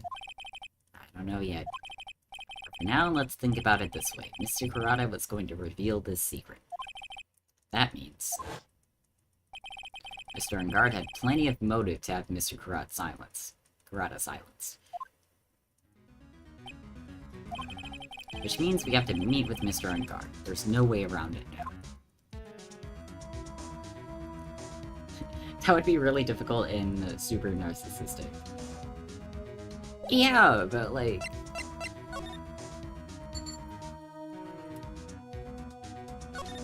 But the way this case is turning...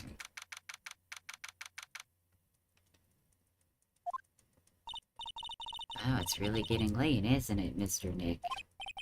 Yeah, it's past 9 PM already. Are you okay? Do you need to nap?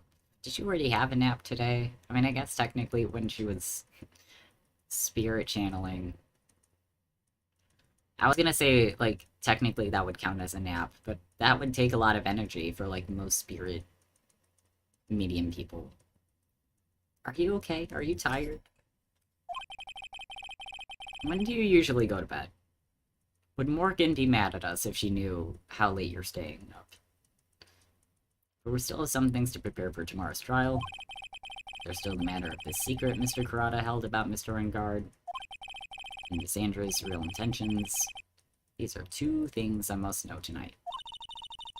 Aren't visiting hours over at the detention center? What if we're really sneaky about it? What if we bat our eyelashes? Flirt with the guard. That could work.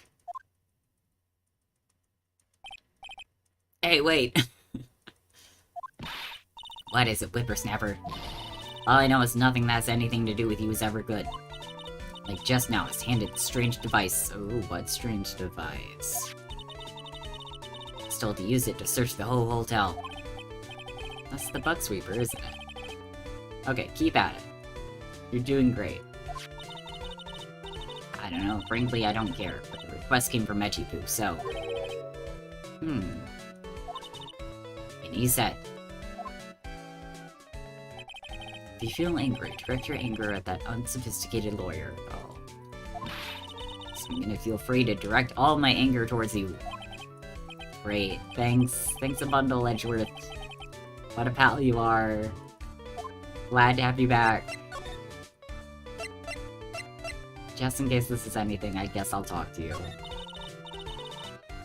This is absolutely top secret, so you better keep it to yourselves. Heard they found a spy camera hidden in one of the presents. No. Very interesting. Sure it was, you know. Just to catch poor Juan in the middle of a scandalous meeting.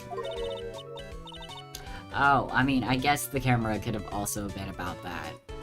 and not about the murder.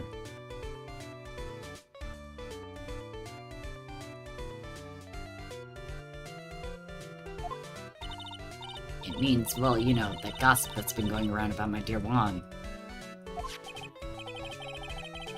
Oh, you mean that thing about Miss Andrews?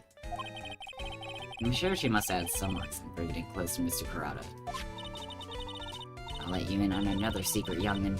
I know who planted the spy camera. It was that obnoxious, puffy-haired photographer girl. The nerve of some people. Spying on people by herself, as if I wouldn't want to see it for myself, too. Well, the alien actually admitted her true intentions for a change. I mean, it makes sense, but for some reason I doubt Lotta would think, like, that far ahead.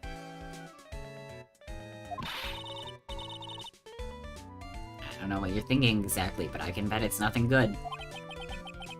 But I didn't say anything.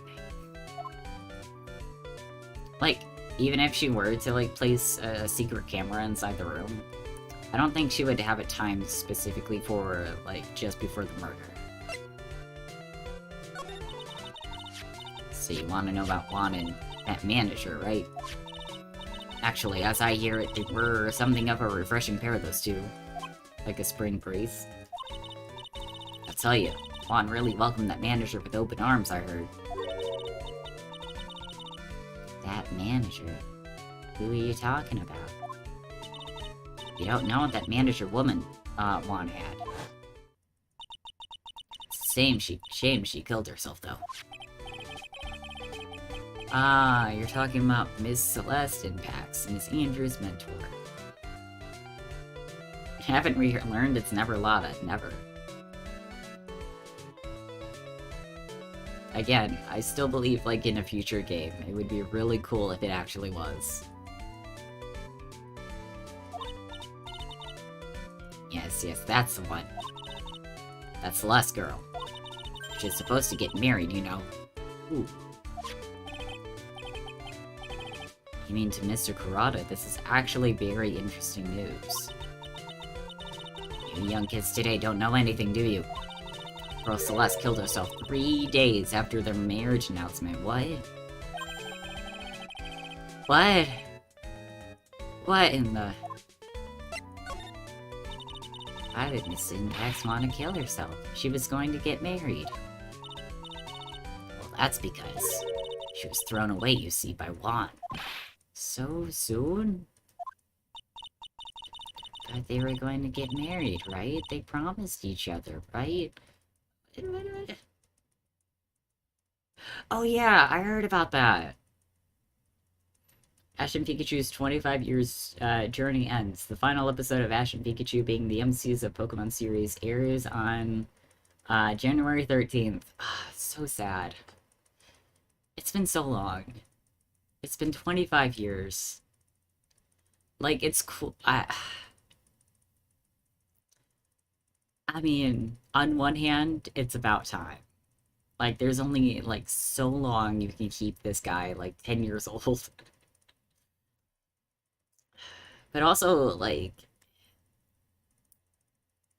Is it the Pokemon anime without Ash and Pikachu? I mean, I'm sure he's still gonna be around as, like, a mentor. I really hope so.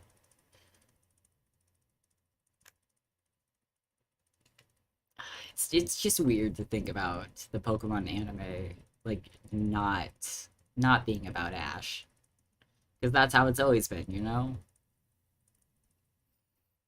I love Ash. He's great. He's one of my favorites. One of my comfort characters.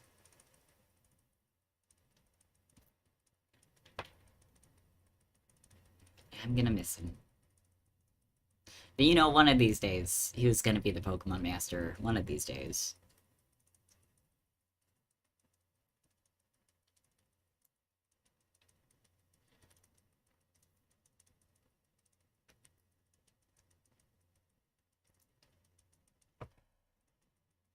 He'll be the old man that helps the new young trainers with teaching them how to catch Pokemon. Yeah. Even though I doubt this is gonna happen, I would really love it if, like, they, like, Even though, like, no physical time has passed, like, the next time you see Ash, like, suddenly he's, like, an adult. As I joked on, like, Twitter and Tumblr, like, yes, the curse has been lifted. I am no longer an immortal child now. Also, the new trainers look cute. I think I like the girl the most. Maybe once we see the boy in action, maybe I'll like him more. But from like the little snippet that I saw, the little like thumbnail, whatever you call it, the art that they showed of like the new MCs. Oh, his magic finally wore off. Yes, it's a Christmas miracle.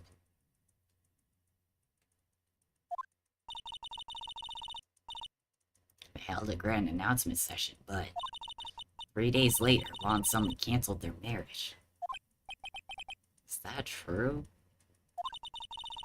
It's in the weekly magazines. But why? Why did he do that? That makes no sense whatsoever.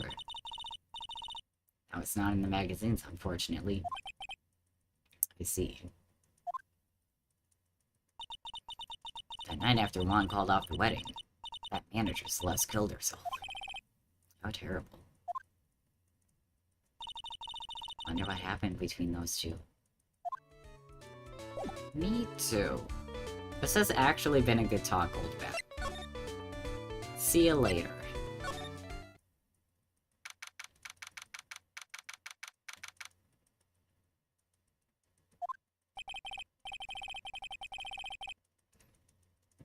That night, there must have been at least a few hundred people here. Guess the police are done with their questioning and investigating. Rico and Roy look cute. Yeah, they do. They really do. Also, I like their names.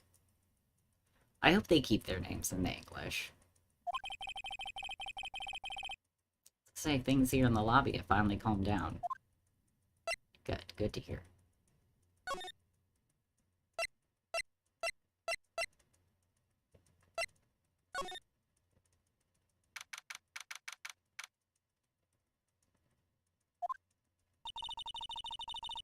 Doesn't look like Mr. Scruffy Detective is here. Must be still out hunting down Radio Shacks. Well, he's out there with the camera asking around at all the electronic stores. Oh, no, they're not. And that makes me a bit salty. Like, just a little bit salty. Because, like, in the art that they released of the new MCs, they're like, not wearing the school uniforms at all. So it's like, why do the characters in the anime get, like, cool fashion and are able to, like, dress themselves, but we can't? Like, come on, why are they special? And I'll make some salad for him for dinner. Aw, you're the sweetest. Looks like Pearls really appreciates what Gumshoe's doing for us. Also, that would be more nutritious than instant ramen. I'm sure he would doubly appreciate that. Where's the lettuce? I don't think I've ever bought lettuce before. Let's pause this investigation and go grocery shopping. For Gumshoe. For Gumshoe.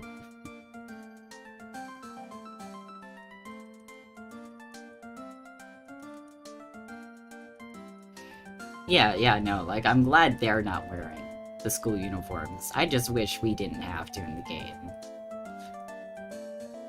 Like, that's another small thing that I don't like about the game.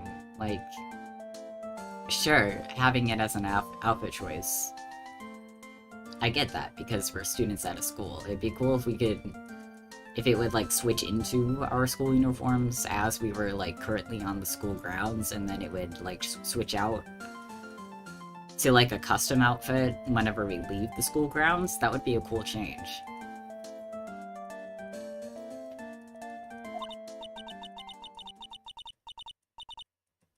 But no. We're stuck with the same clothes. Guess I have to give up on making a salad then. It's okay, Pearl. You can save that for next time. guess the lack of lettuce is kind of a problem. It's not like that's like a main part of a salad or anything.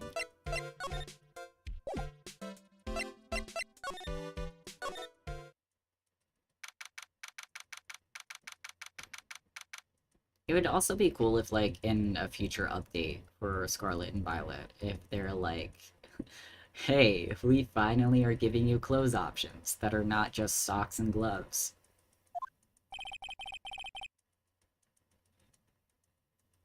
Visiting hours ended a few hours ago. Looks like we're not going to get a chance to talk to Mr. Engar tonight. But isn't what we have to ask very important? Yeah, but I don't think that matters to the guard. Rats.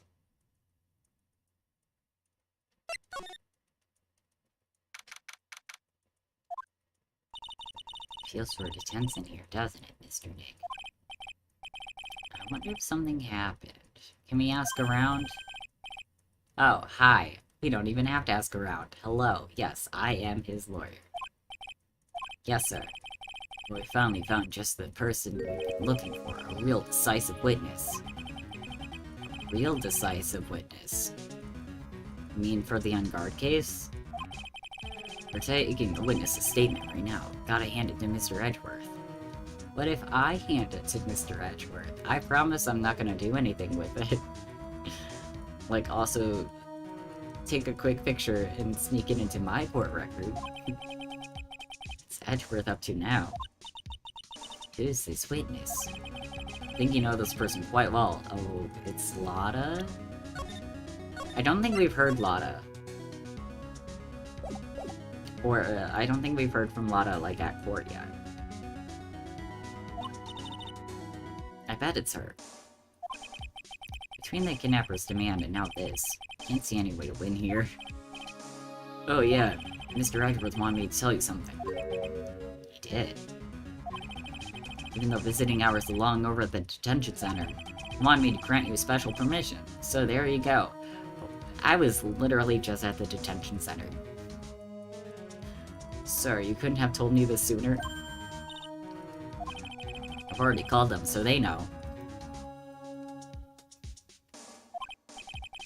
Come on, go talk to your heart's content. Thanks. Thank you very much. We show up and we're like, hey, why didn't you let us talk to him? And the guard's just like, you didn't ask.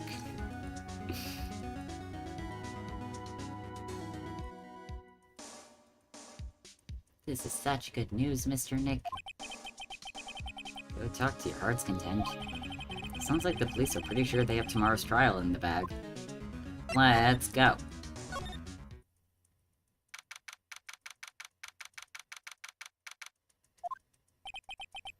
I'm sure they must have transferred Miss Andrews here by now. So that means that both Mr. Enguard and Miss Andrews are in this detention center. Now then, whose story do I want to hear? Oh, cool, we get to decide. I mean, Matt had something really important to tell us. Besides just asking us to feed his cat. Just in case. I'm gonna save just in case we have to go back to this point. Dude, it's Mr. Wright. Hope you can get me off the hook tomorrow. I'm counting on you. I hope so too.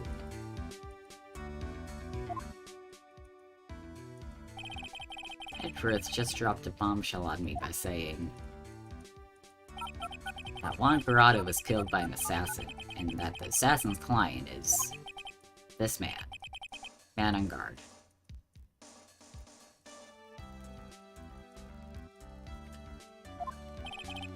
What's wrong?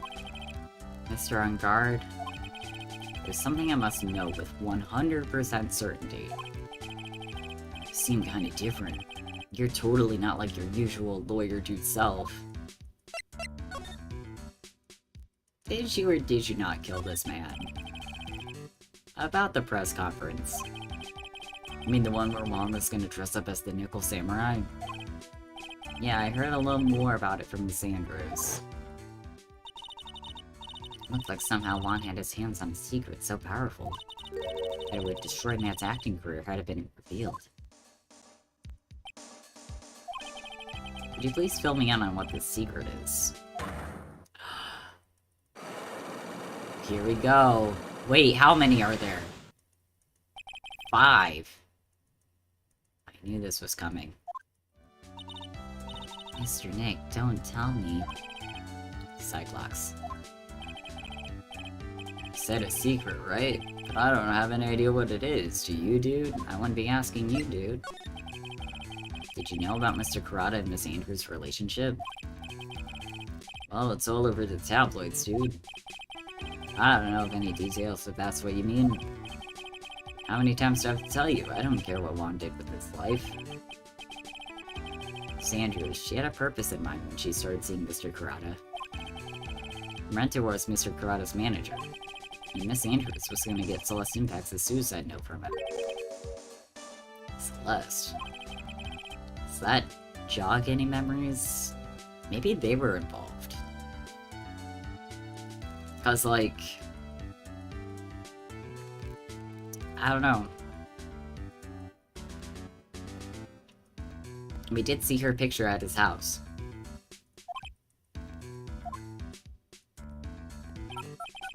Dude, I suddenly just got totally hungry. You up for a pizza? No, dude. Can you even get that delivered here? Does that even work? Let's go eat one later. My treat. I got cut out by the pizza dude at the shop. Oh, that's too bad. How about we get our minds off this topic and talk about something else, okay? Suddenly more Cyclops appear. Are you connected to Miss Impact's suicide in some way?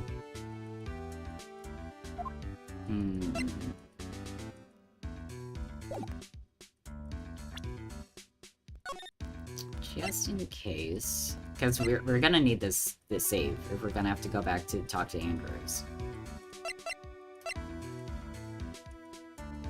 I'm just gonna save here.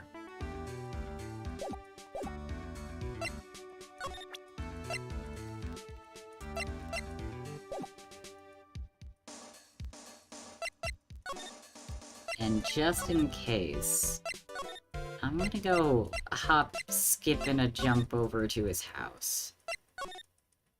In case anything might be different. Anything suspicious, anything at all. Looks like no one's around. What happened to that person with the stuffed teddy face? Oh, she must mean that butler with the stitches. Shoo! There you are. Guess you're still awake, huh, Shoo? It is pretty late for you as well. Yeah, you play with the kitty. I'll handle the investigation. I wonder if that butler, Mr. Doe, is already asleep or not. Can I please be let in? Can the door please be unlocked? Oh my god, you know who could fit through that door? Pearl. I'm gonna need you. I'm gonna need a big favor from you. There's a small door at the bottom of this bigger door. But it's for Mr. Uncard's cat. No. No, we can totally ask Pearl to go in. Please. No, I don't think there's anything here.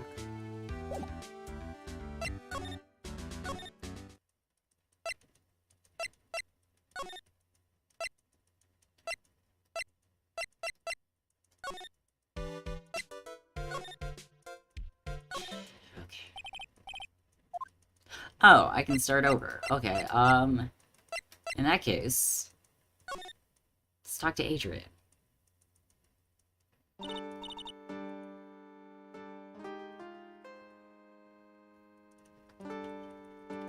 Even though I have a lot of stuff in the court record, I'm kind of thinking maybe we have to talk to Adrian first. And then whatever, like, she's gonna say is gonna help us with the Cyclops for Matt. Sorry to be visiting you at such a late hour. Did you hear about Twitch from Ellen? Yes, I did. It is incredibly sad.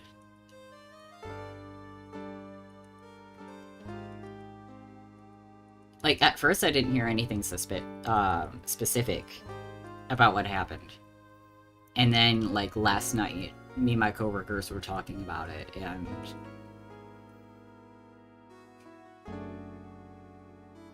again, it's just incredibly sad.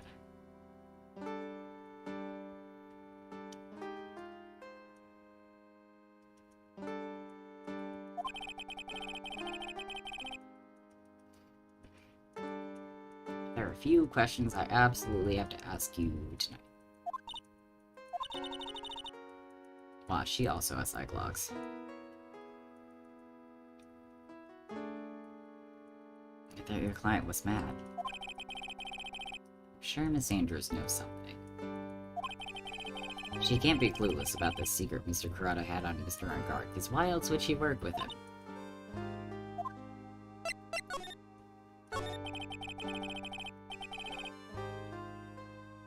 I'd like to ask you about Man on Guard, if you don't mind. Mr. Wright, you still don't know, do you? The real him, I mean. You seem to bear a lot of resentment towards Mr. Ungard. If that's the case, then why did you become his manager? Maybe she had no choice. Why would you become intimate with this rival? That has nothing to do with this case, nothing. About Miss Celestine Pax. I had finally put her death behind me. Now thanks to you, it's all come back to the surface. I'm sorry. Yes, I was shocked by her suicide. It's true that when I heard the rumor that Juan was the one who had hidden her suicide note, I began to draw close to him. I wanted to get her suicide note back and burn it. But why? I didn't want it to spread just like another piece of gossip. But I never held any murderous intent towards Juan. I would never do something so stupid. I wonder what it said. Why did you try and frame Mr. Ungard? It's simple, because he's the killer, that's why. Isn't it the duty of every good citizen to inform the police? Not in that way. There had to be another way, yeah. Police are excellent at doing their job, so they'd figure it out, right? Yes, they're so good that they couldn't figure out the real truth behind Celeste's death. Well, I know you're not the type of person to do something without a reason. So please, tell me why you did what you did. Revenge. Did you see something just now? Yep. It's only one, though. So I have a feeling whatever we find out from this one is gonna help us with maths. Don't you understand yet? You're not my lawyer. To be honest, you're more like my enemy. It's true. I'm sure I just heard Miss Andrews say revenge.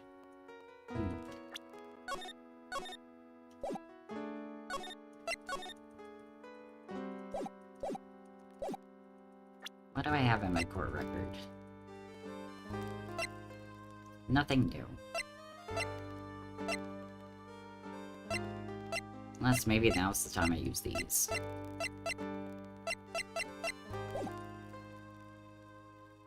Hey, hi Noah. Welcome to the stream. We're unlocking secrets. And hopefully we unlock the right ones.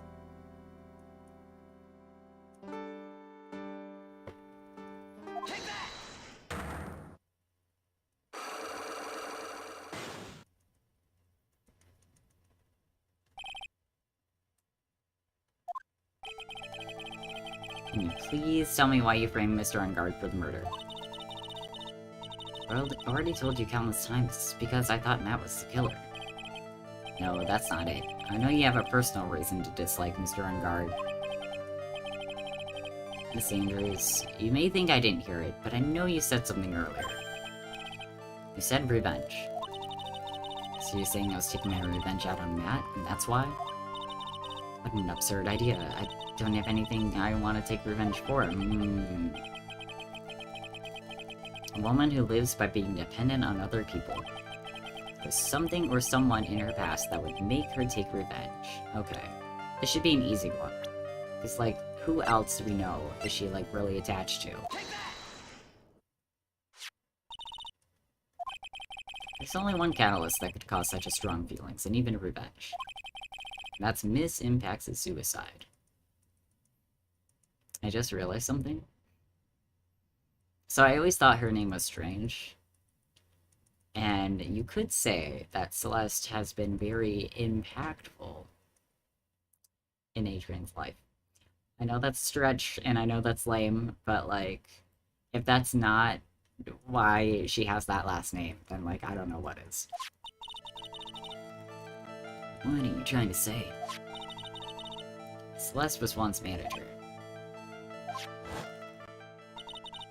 On top of that, the one who hit her suicide note was also one. Does all this have to do with Matt? Maybe he's secretly involved? You're right, you haven't mentioned him yet. If he'd hate Mr. Ungard, it would mean that he must have had some relation to Miss Impax and her suicide. Maybe she didn't want to be married to Juan.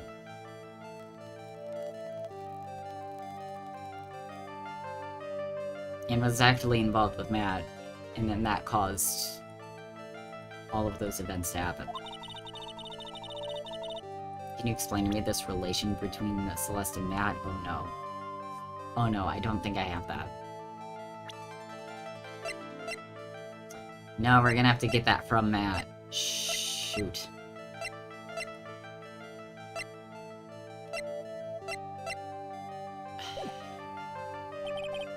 I don't have enough evidence yet.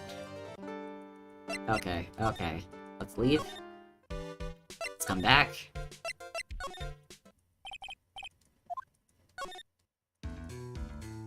So we're gonna have to tackle him first.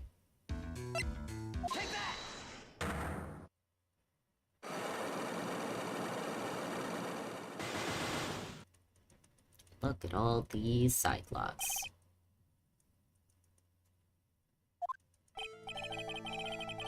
Now, let's hear what the secret of yours is. What if Mr. Kurata had been successful in his plan? What would he have disclosed? Told you before, dude. I don't know. I don't know anything about Juan, okay? Look, Mr. Ray, I can keep on saying it until I'm blue in the face, but I totally didn't pay Juan any attention the whole time that night. I mean, come on, I was in the middle of a nap. Don't lie to me. Were you sleeping the whole time? I know you paid close attention to Mr. Kurata, especially on that night. I do not have the camera.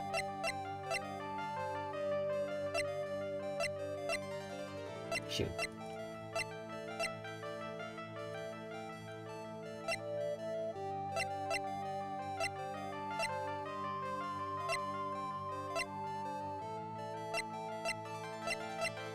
Shoot.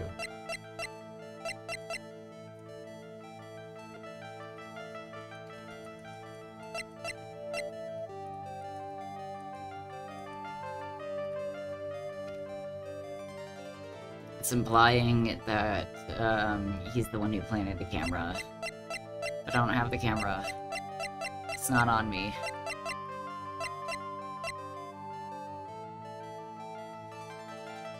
Would I even be able to have the camera back by this time? I don't think so.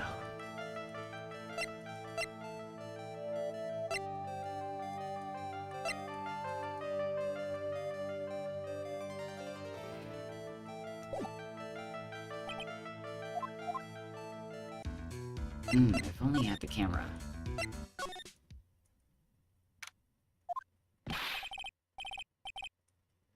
Oh, wait, is this where we get the camera? Uh-oh. Oh no, it's Mr. Powers. Hi. I wasn't expecting you. I was expecting a gumshoe.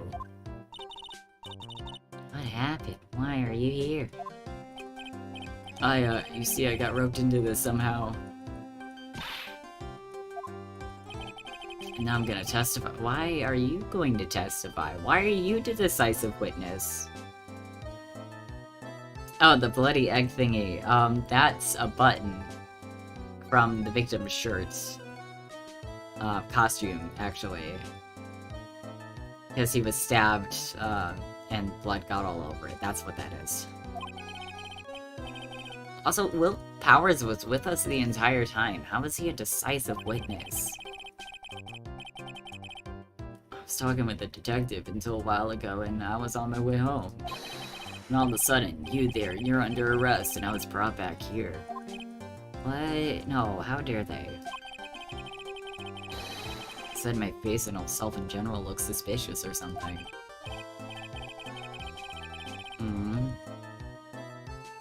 Yeah, no, definitely not an egg. I'm just a normal guy on an exercise show for kids. That's such a crime? Why? So what about this testimony you're giving? What are you gonna talk about? I don't know yet. It sounds like I saw something pretty important from what they tell me. It sounds like they're just putting words in your mouth. You saw something important. What was it? You were with us the entire time. Why did you not bring this up? Hey, Becky! Welcome to the stream. Hope you're doing well.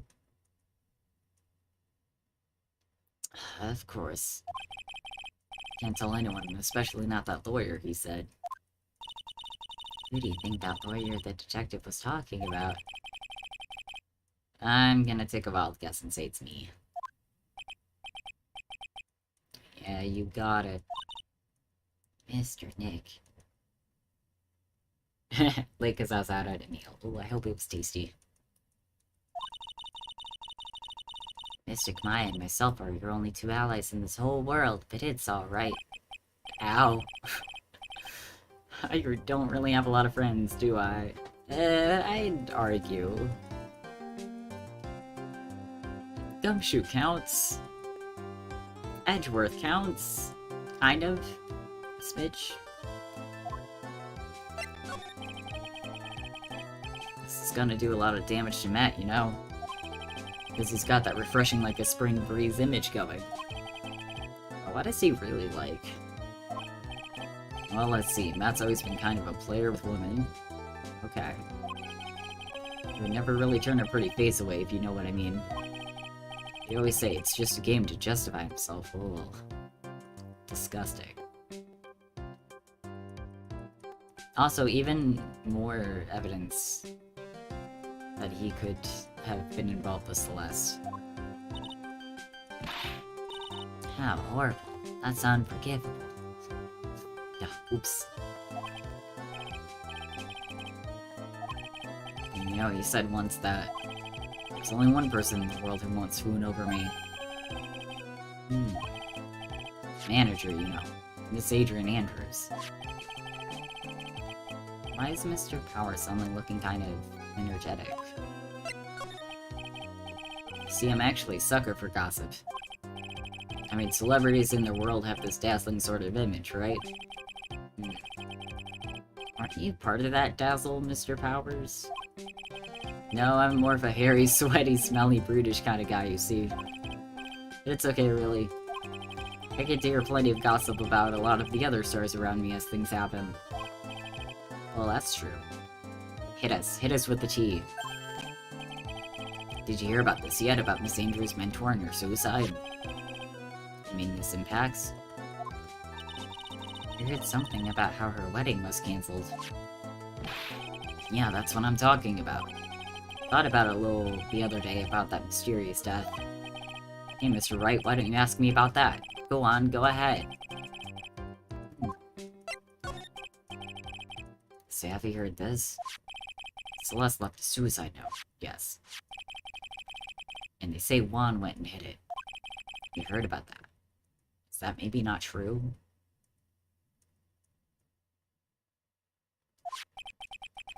There wasn't any actual proof that she had left a note. Well, this is what I think. I think that something bad was written on that note.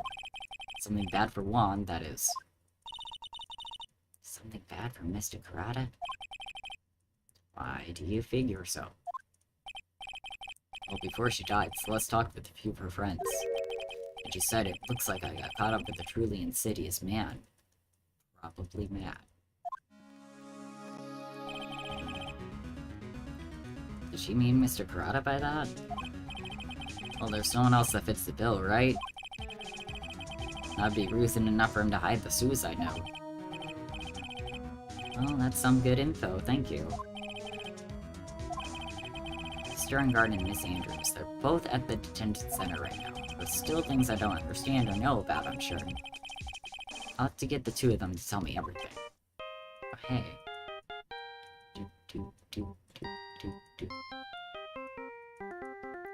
I wonder if that's Gumshoe. It better be Gumshoe.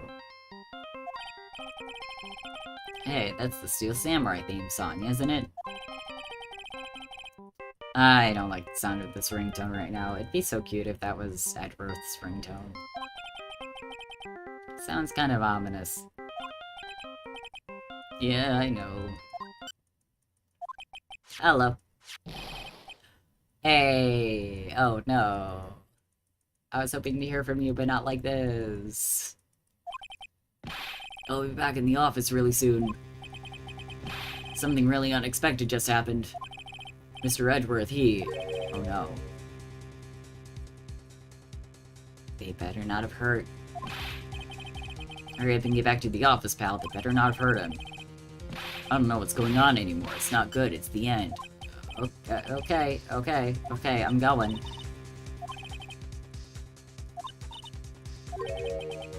I'm scared to go back. Yeah. Like, we just got him back. And then after what happened with Francisca... What are you talking about, Mr. Nick? Pull yourself together. Slap. Takes one of the wheelie chairs, climbs up on it, slaps him in the face. Come on, Nick. Maybe it'll be good news. Thanks, Powers. Somehow I doubt that. Let's go.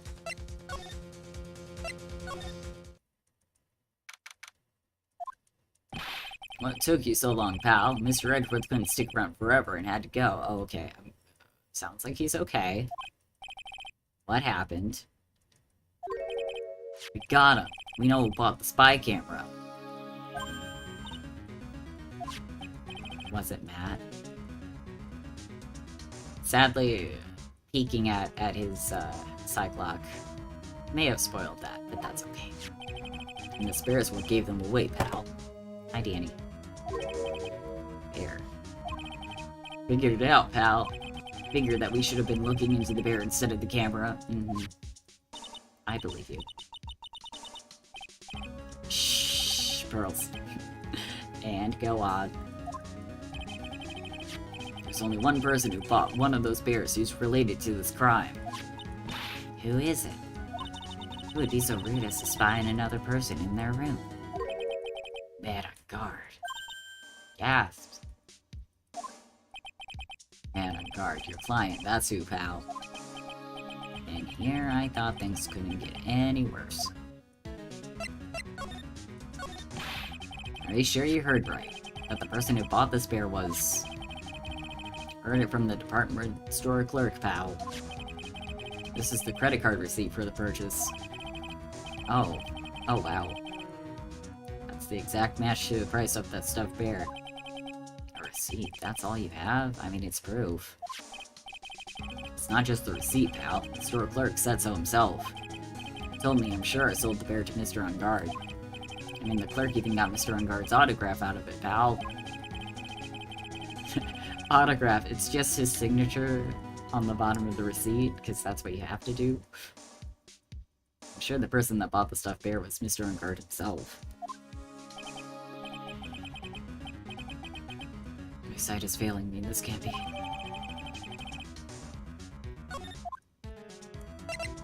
Oh, no, I didn't mean to click on that one. Oh, no.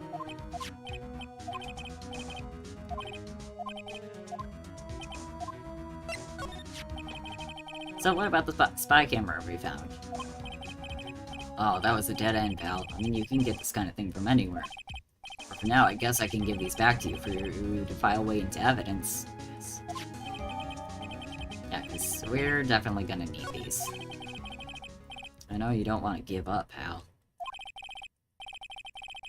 I never thought. I didn't think it was possible. The person who put the spy camera in Juan Karada's room was man on guard. Oh, that's fine. No, we didn't, because we needed the camera back. And now we have it back. Why would Mr. On Guard do something like this? I bet it was to catch Miss Andrews and Mr. Karada at one of their rendezvous. That is not good enough for me. I have to know the absolute truth behind this camera. Are you gonna see him, Mr. On Guard, I mean? Yes. I'm scared, Mr. Nick. I wonder what we'll find out next. Tune in next time. I'm scared myself, but I have to put on a good face for Pearls. I have to be a good adult role model for her. What in the world have you done? Okay. Okay. Let's roll out. You're working really late, you know. It's already past 10 PM, dude. I think it's time you told me the truth. Okay, so we officially are set to go then. Because why else would this part be different? Before it gave me a choice of who to speak with, but now it's just Matt. Relax, don't you know that ignorance is bliss? But if you really want to know, let's talk. Let's do it.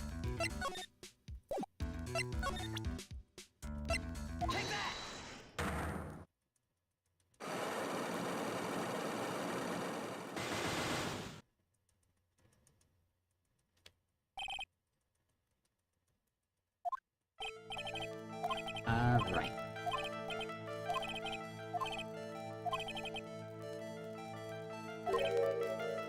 I'm wondering if maybe he was, like, pretending to sleep, and just, like, kind of, like, watching what was going on in the room.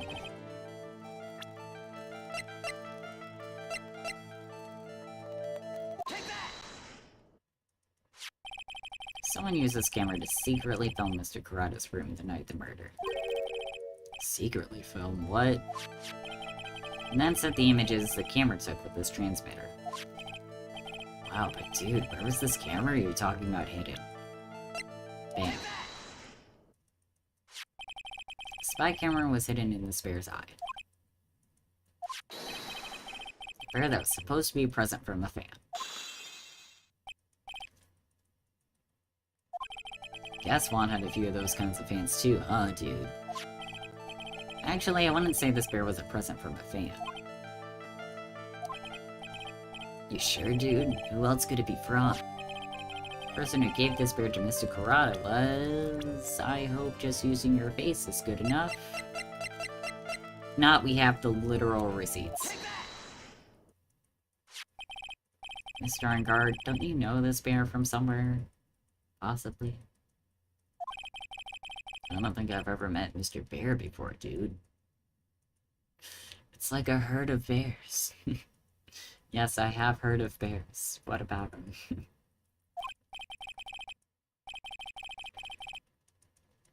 God damn it, Phoenix. Oh, but he says he knows you. How could you forget such a great friend? What else did the bear tell you? He says that the one who put the camera in his eye was you, Mr. On Guard. Would you call this bear a liar? I wouldn't think so. Look at him. If I didn't know how you work in court, I think I was in some serious trouble. Come on, this is all a joke, right, dude? You're just pulling my leg.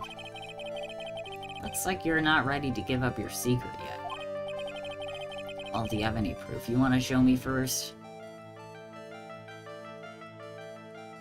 Are you trying to act as if you're talking to Burley? Maybe.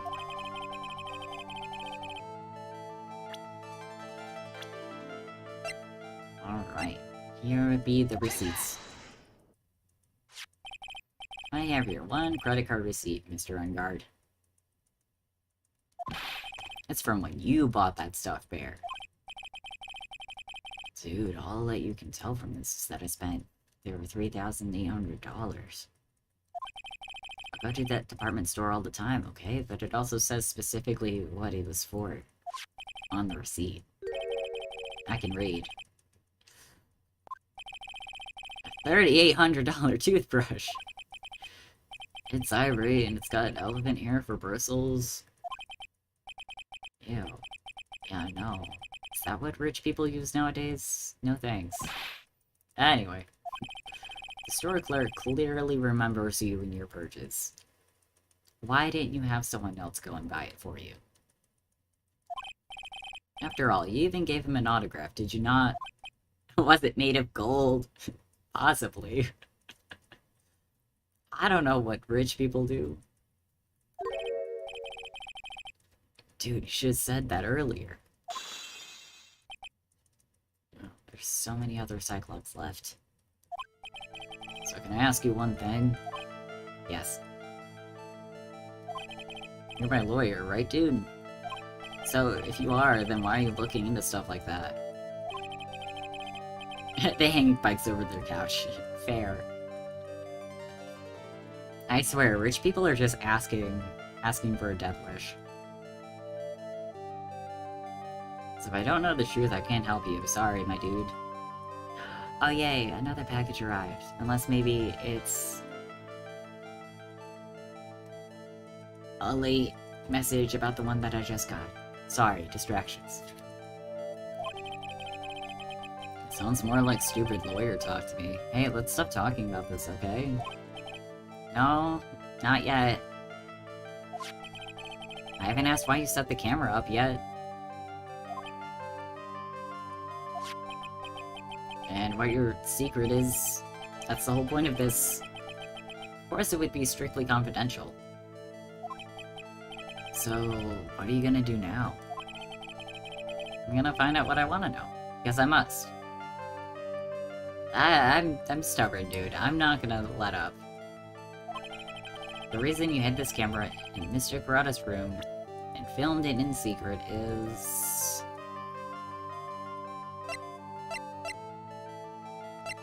I wonder if I can use this tabloid picture.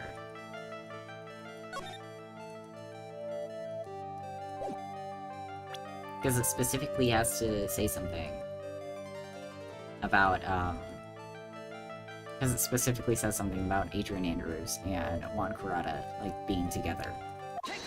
Oh my god, thank you. When you really want a cane sword, but it's really hard to find one that fits something you like.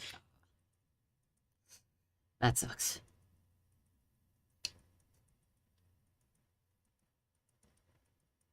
I feel like that would be something that would be, like, really fancy and intricate. I know I probably said that wrong, but we're just gonna pretend I didn't.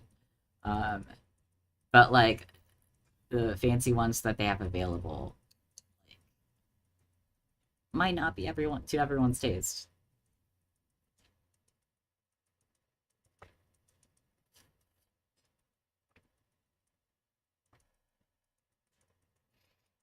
Adrian Andrews? Oh, maybe I could have just used Adrian's profile. Maybe that would have worked for this too. There's a rumor going around. Miss Andrews and Mr. Kurata were having secret meetings. There's a character, this might be spoilers. Well, I mean, I'm not gonna say specifically who the character is. But there's a character in, the new Pinocchio with a cane sword, and it looks really cool.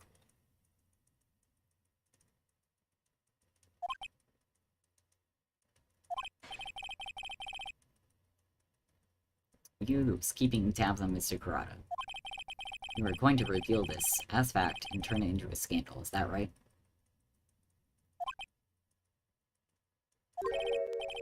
Dude, you can be such a moron. What? Oh man, Mr. Lawyer dude, that kind of scandal. That's the good stuff. That's what we in the industry call juicy. The good stuff, juicy. Look, we can get publicity without spending a penny with that kind of stuff.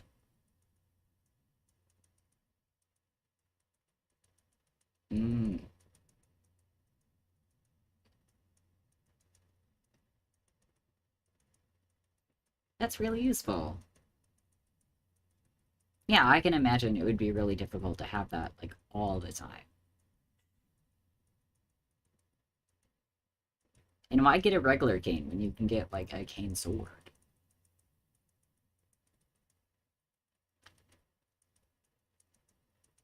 I hope you can find one that, like, really fits your aesthetic.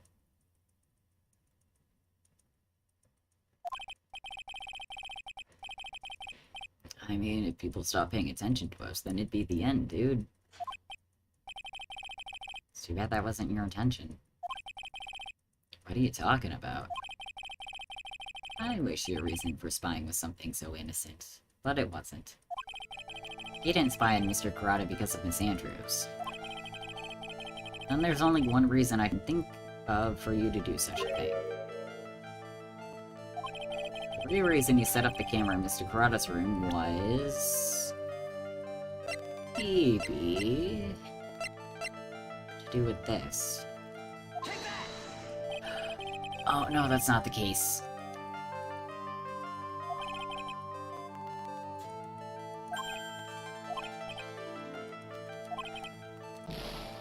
Oh no.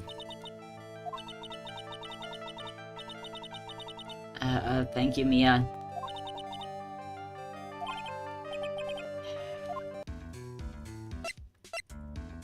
Glad it didn't take us right to the menu.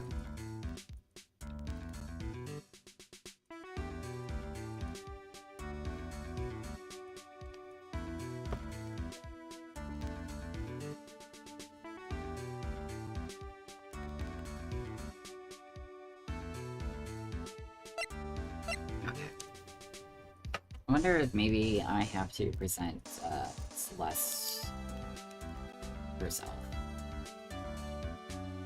Like a person's image.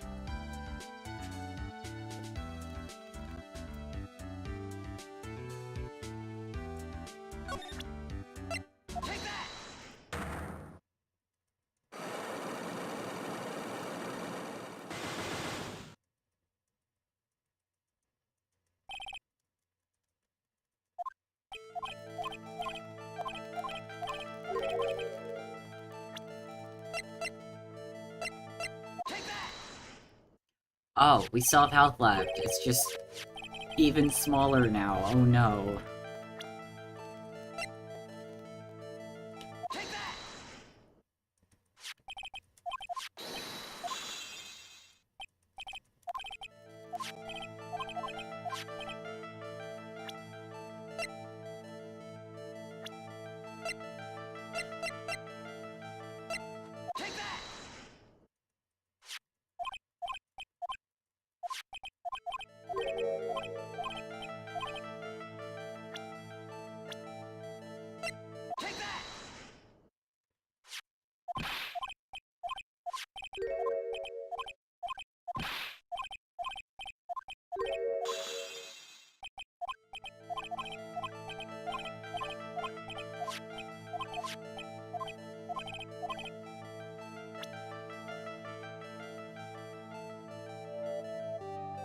You soon you had this camera in Mr. Kurata's room and filmed him. The secret is...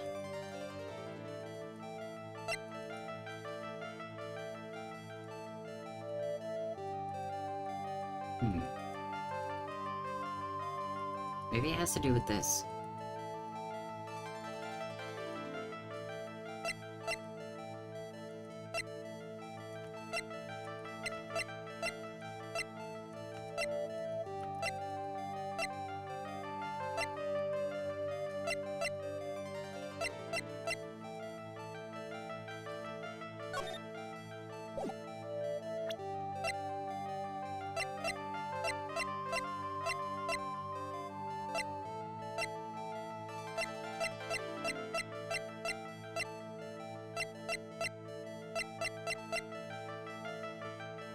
I'm gonna try it. Okay.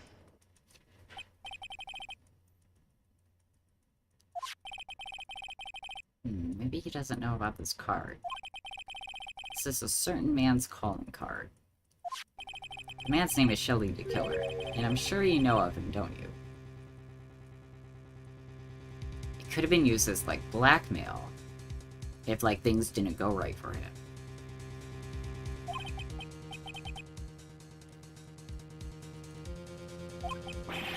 That's ridiculous.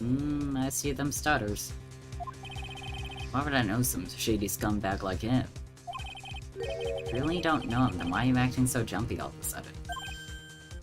Aren't you an actor? Aren't you supposed to be good at this? This is it, I'm finally starting to get the truth. Can't afford to make any more mistakes now. Mr. Matt on guard. I know why you know Mr. the Killer, because you're a hero of justice. You're a star. No, you're his client. Since you're the one who set up that camera, that means you knew. You knew exactly what was going to happen in that room.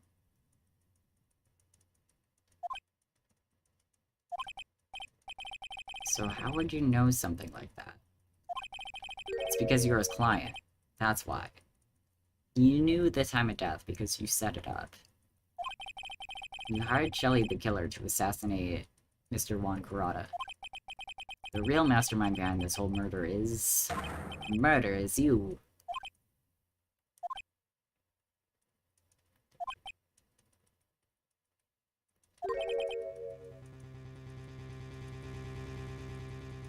We got him now. And here I was, trying to be a good boy for you, dude. Thought if you didn't know, you'd be able to do your job without feeling bad. Well, that's what I thought anyway. You really did hire? Hold on a sec, I'm gonna consult myself, okay? What? Consult myself? This whole part onwards is so good, it is. Oh my gosh. Well, I guess it's probably about time anyway. About time for what? I think it's time for you to meet him now, Mr. Lawyer Dude. Oh! Okay, so those were fake outside clocks. Okay. Oh, hi. How do you do, Mr. Lawyer? I'm Matt on guard. Oh my god. Where did you get that apple juice? I love this reveal so much. Like, you don't think anything of it. You don't think there's anything behind his hair. You're just like, oh, that's like a pretty boy haircut, right? Nope. Full of secrets. Speaking of secrets, well done, Mr. Bright. Bet it wasn't easy to gather as much information as you have. Spacey, that's not apple juice. Watch, they'll comment on it, and they'll be like, yep, totally apple juice. So, you're Shelly the Killer's client? You didn't really think I would dirty my own hands in this, did you? What do you mean? And that woman, Adrian, is quite brave herself. Trying to stick the crime on me, didn't think she had it in her. But all I care about is that Juan's dead, isn't that right, Mr. Lawyer? Gosh. What a turn of events. Officer in the back right now.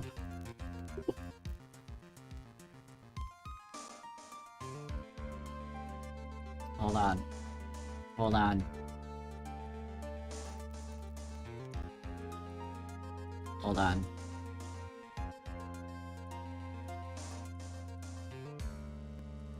There we go.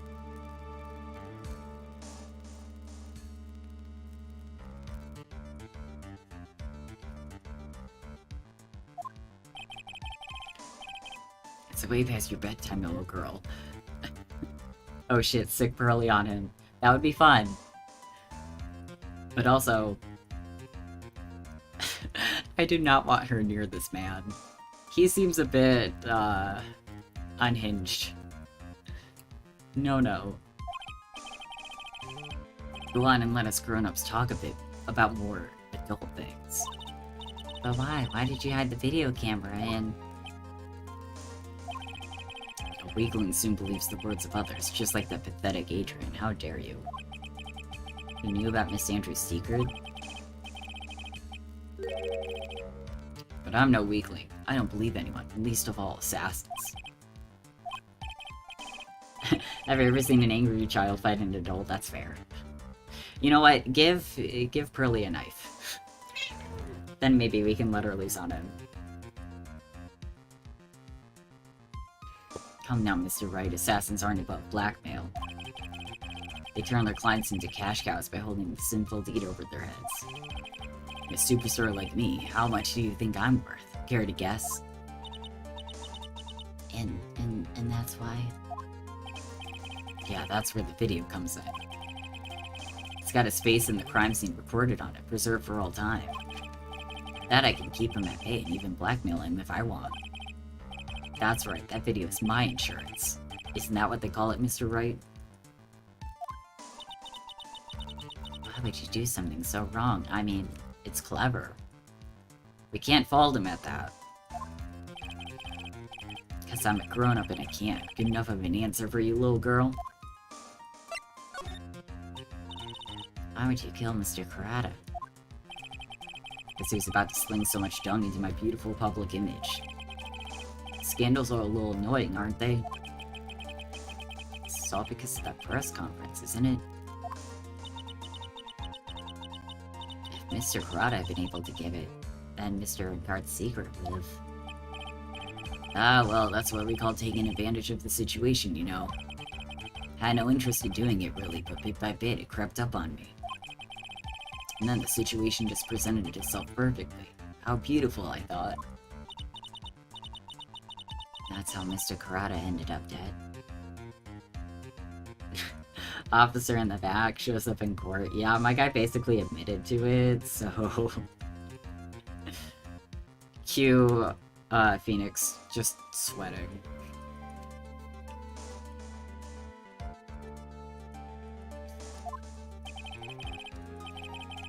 Let me tell you something. I'm not like Adrian. I don't depend on anyone. People are simply things to be used and thrown away. Put on a sweet, innocent face, and all people will swallow anything that you feed them.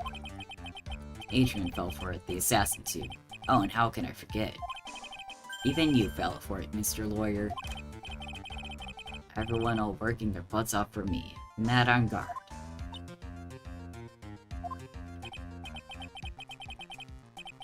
That leave you speechless? What a shame. What's wrong, Mr. Lawyer? You've grown awfully quiet. How could I have been so deceived by you this whole time?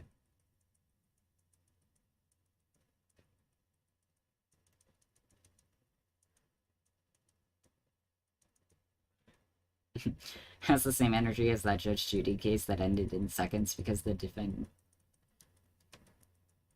The definitely not at all thief said there's no calculator in there. I think I've seen that clip. That's beautiful. I mean, a lot of Judge Judy is beautiful.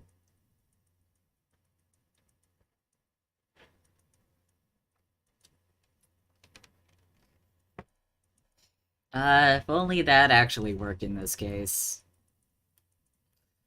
Plot twist, the decisive witness is just the guard that's hanging out in the back.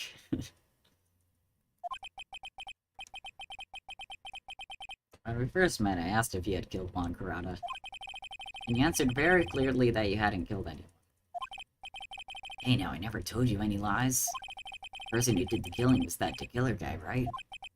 All I'm guilty of is taking a cat nap in my room. You've killed Mr. Kurata. I dare you say that in court tomorrow.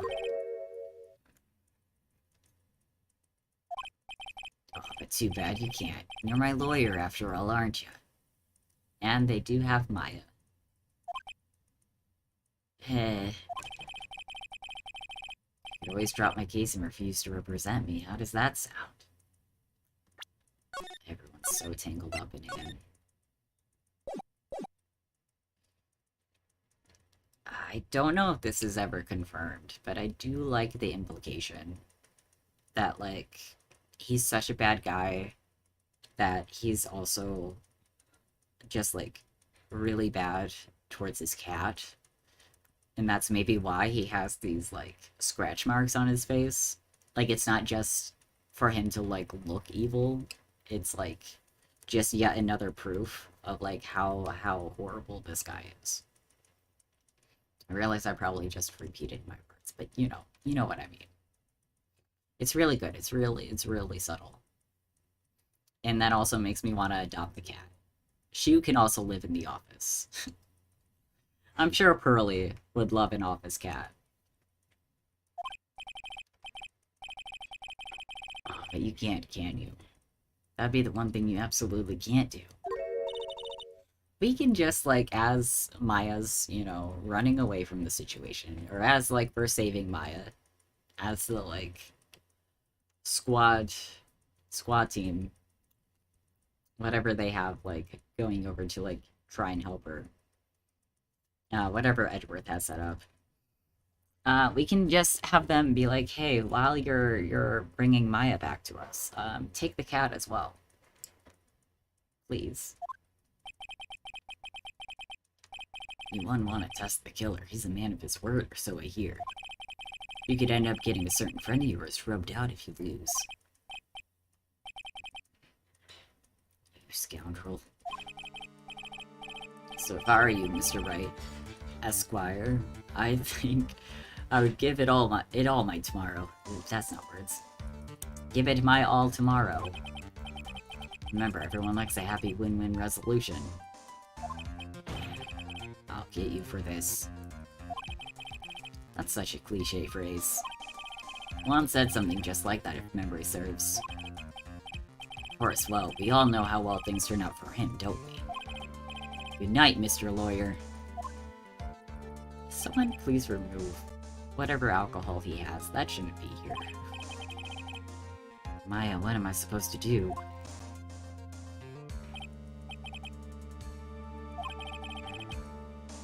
Mia? Is that you? Oh, no, it's Edgeworth. Starting line of this case. Have you been behind me the whole time? I don't care for the horrid atmosphere here. Let's return to the precinct. Oh, and we're here. That was fast. Well, Mr. Wright, what are you going to do? Do you plan on changing your strategy? I mean, I feel like we can just keep playing in the, like, little space of he didn't physically kill him. And maybe we can still, like, indict him on, like, a small, specific thing that doesn't specifically have to do with the murder. He can't do that. That's right. He's holding Maya hostage. What should I do? It's not something I can answer for you. Right? Only you can decide where to go from here. 1 year ago, at that time, I didn't truly understand what a prosecutor was. And that is why I had to leave the prosecutor's office. I thought that I couldn't stand in a court of law until I knew what a prosecutor really was. And now, right. It's your turn. My turn? What is this thing called a lawyer? What can you do as one? You must find the answer. You must find it on your own. I am a lawyer, which is true. But to fight for someone who is clearly a killer. And on guard, that man is really... ugh. Doesn't matter who. Every person deserves a proper defense and a fair trial. Isn't that the basis of our judicial system? Proper defense, but what exactly is that? In a sense, it's almost like our roles are reversed.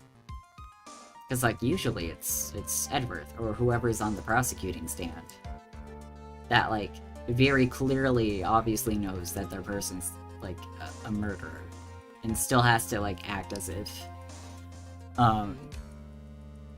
like, the complete opposite's true.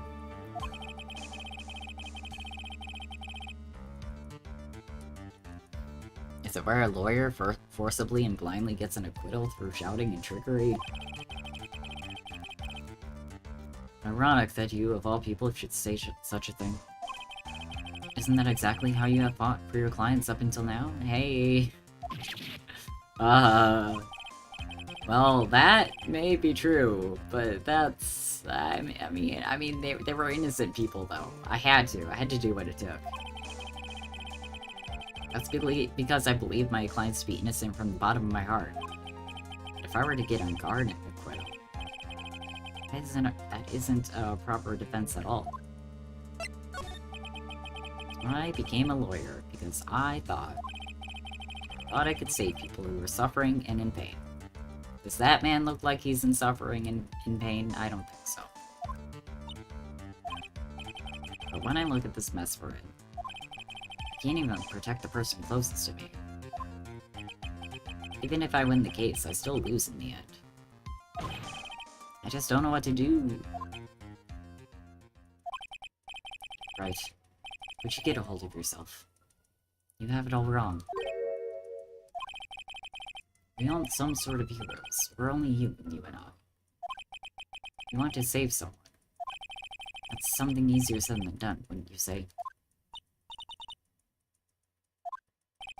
You're a defense attorney. You can't run away from that. You can only fight. That's all you can do. Edgeworth also has a point, because, like, not every client we're gonna have is going to be innocent.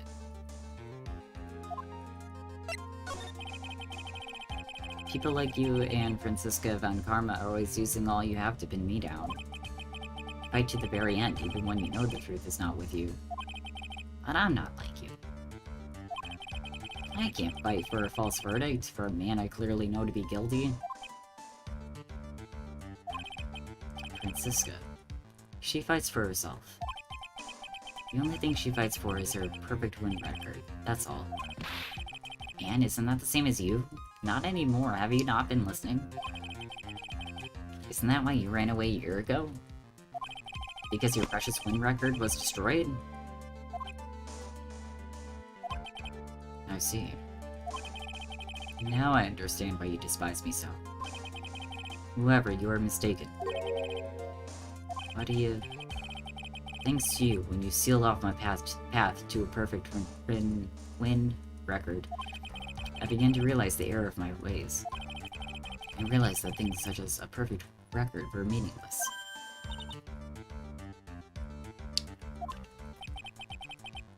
I don't believe you. Are you saying that is why you left the prosecutor's office? Yes, Phoenix. It's because of you. Congrats. I love this because what Edgy is saying is that Nick should fight hard to defend, but trust that Edgy will be able to uncover the truth by fulfilling his role as a prosecutor, yes. Like, they, for sure, like 100%, have to act as a team on this. And Phoenix has to, like, trust in him, that together they can get, like, the actual, like, true verdict out. But then why? Why are you here now? The answer to that is something you will find out on your own. I have faith you will see it before the verdict is read tomorrow. But if you can't, then you will be powerless to change the ending of this story. Franziska? Oh, the transceiver. I should have known. Now then, Mr. Attorney, do you wager you can obtain an acquittal tomorrow? My, what is the matter, Mr. Attorney? I don't sense your usual anger this time. Tell me, please. Why are you holding Maya hostage for Mr. Engard's sake? Why are you doing this for that cold-blooded killer?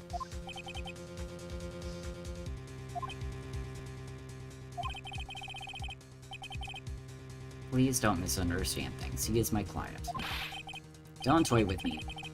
The man who hires an assassin is just as much of a killer himself.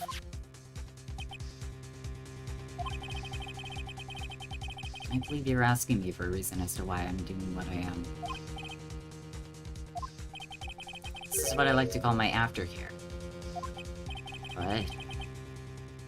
Oh, Phoenix, you don't know what aftercare is. Oh. I'm so sorry.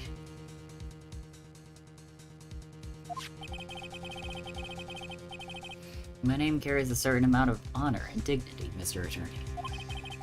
I take great care to ensure that no suspicion falls upon my clients for my handiwork. That is what is called client relations, and is part of an assassin's duty. Poor Nick, yeah. There, Nick. We'll get there someday. Assassin's duty. We were unlucky this time, and my client was arrested as a suspect. As a result, I did what I had to do to enlist your expert help, Mr. Attorney. And to ensure that you would do everything in your power to the very end. What is your name? I believe I told you once before, however. You did, but, I mean, you said John Doe. My name is the Killer. Shelly the Killer. You're Shelly the Killer? Please keep in mind, you do not have much space to maneuver with me. As a killer, I've always finished what I set out to do. If you failed to keep up your end of the bargain, it would be my duty as an assassin to see to it she receives a nice long nap. Everything will be okay, Pearly, I swear, I promise. Now then, if you excuse me. If someone were to trace the signal back to me, it would be quite troublesome. I mean, given where we're at, if we're quick enough, maybe we could still do it.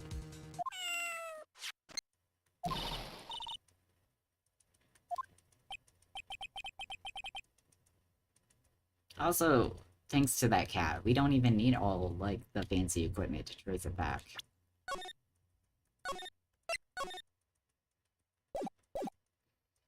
I know the meow's a shoe anywhere. I don't know what to say. Edgeworth? Did you hear that at the end of that transmission? Oh, that. It sounded like a cat. A cat? It can't be. That cat, can it? What is it? I think I know where Shelly the Killer is holding Maya hostage. Edgeworth, have all the police units head for Unguard Mansion immediately. Alright, you hurry over as well then. Don't lose hope yet, Pearls. The fight has only just begun. To the mansion. Oh, I could have gone to the hotel lobby right from there. I'm wasting time. Maya, please be alive. Please exist. Please answer us, Mystic Maya. We have this area completely surrounded. There's no way for him to escape. Assuming he's still in the area. I can't believe it, that butler all this time, he was the killer. This music is so great. It really hypes you up. Me and Unguard were working together all this time. Also, that face was so unique. How did you not connect those dots, Phoenix? I'm sure they had worked out a contingency plan ahead of time. Can we please? Oh, that's different, actually. I didn't see that. It's a figurine of a bear. There are a lot of cuts in it for some reason.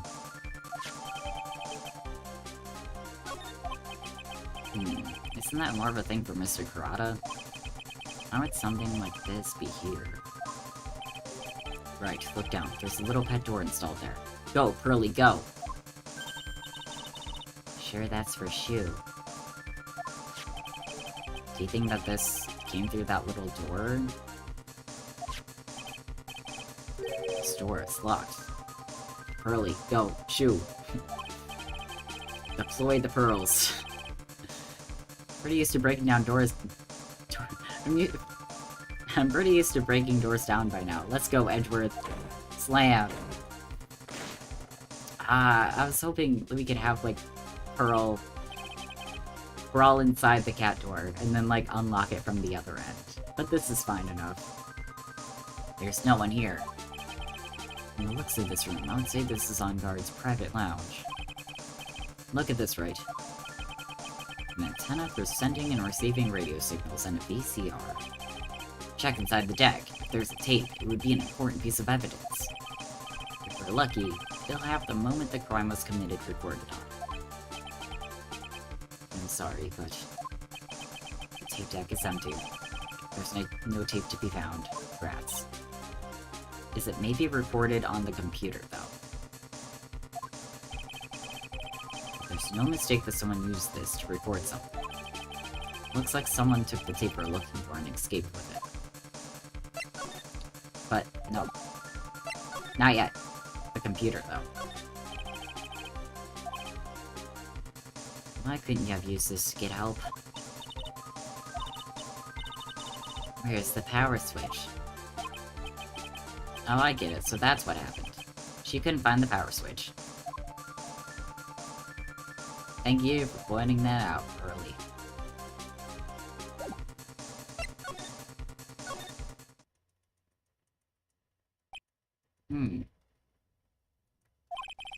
I was wondering where the picture was.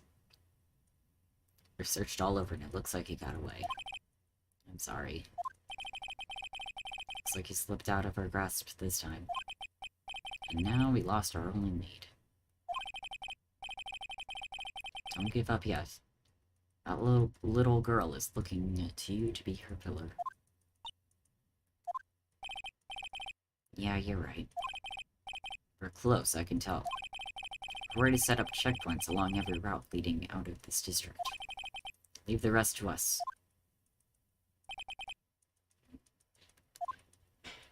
I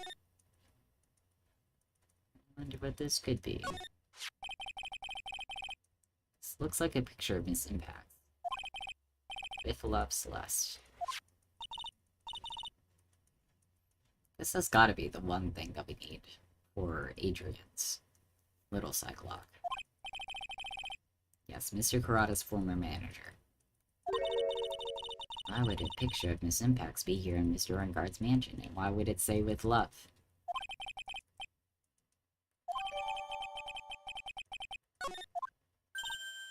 Ah, what's wrong, girls? Please let me see that picture frame. What's so special about the frame? On the back, there's something written on the back of the frame.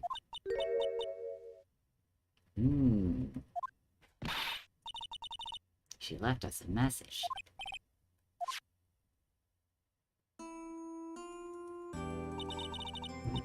Thought you'd come. I knew you would. Now listen up. Better get on guard at guilty sentence, okay? If you get that creepy slime bag not guilty, I'll never forgive you. Ever. I'm fine. By the way, in case you're wondering. So you don't need to worry. There's so much I want to write, but I don't think I have a lot of time left, or space on this 4x6. Pearly, you're there too, right? Make sure you help Nick, okay? Someone's gotta watch out for the helpless lunk. I'm not entirely helpless. That's it for now, Nick. I guess I'll talk to you guys later. She better be alive. Right? What's wrong? Why the blank stare? Oh, nothing. I'm totally not crying.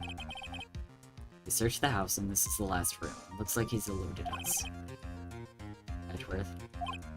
Yes. As far as clues go, I think this is about all I'm gonna get. And I'm still short one last thing. And what is that? Can I please have Lotta's camera?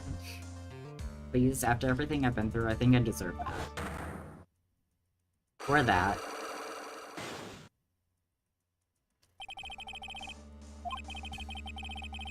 If I could just find out what secret she's holding. And I think I stand a chance in court tomorrow. To blow this case wide open and expose the truth. I think I know what you're thinking. I'll contact the detention center. Thanks, Edgeworth.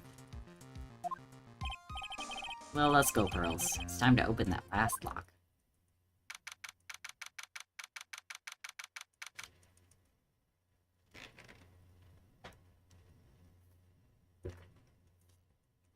Oh, is there?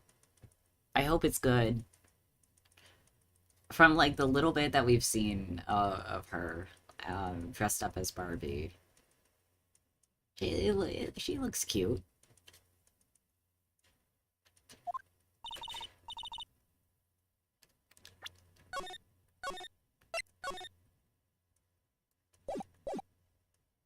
Good evening, Mr. Wright.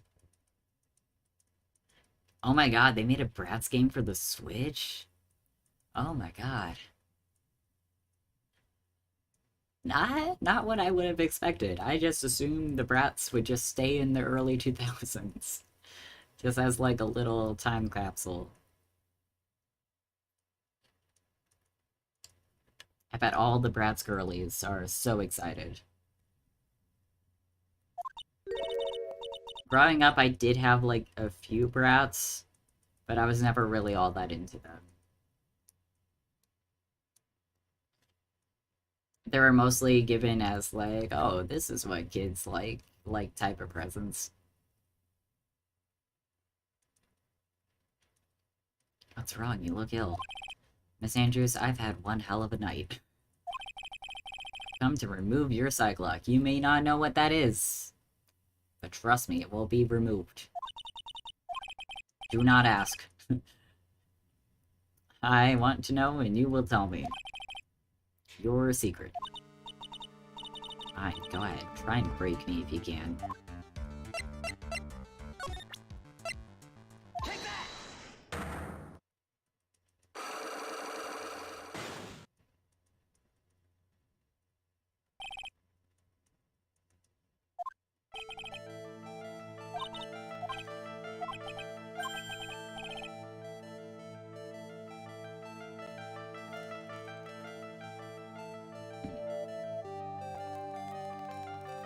My uncle used to buy me Bratz games because he knew I played games and he assumed I'd be into it.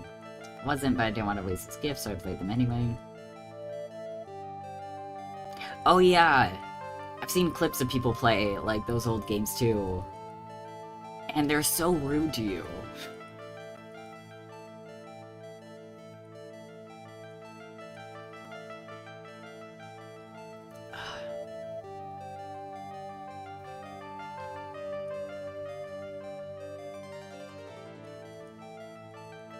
Yeah, like, so what? This is fashion. Leave me alone. Stop being catty.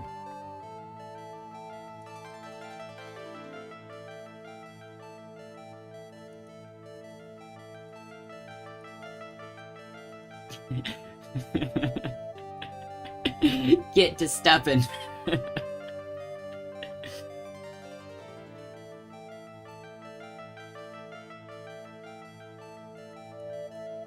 Oh my god, I will watch it as soon as we finish, which I feel like is gonna be soon. I feel like as soon as we unlock this is all we have left for the investigation bit. But yes, I will go watch.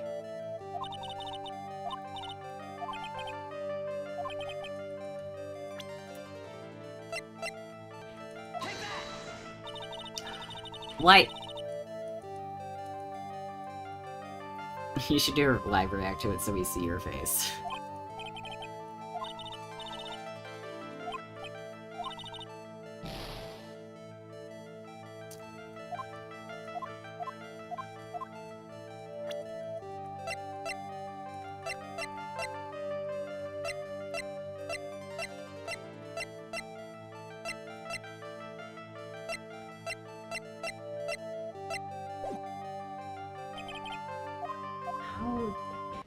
Do I not have enough evidence? I'm loading. Because I don't want to lose the health that I have.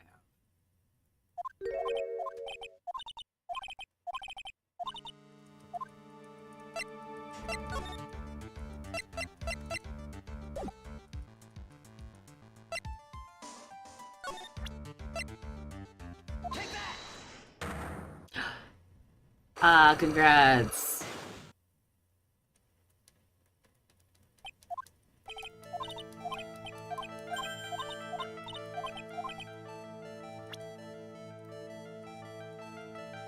Something of someone in her past that would make her take revenge.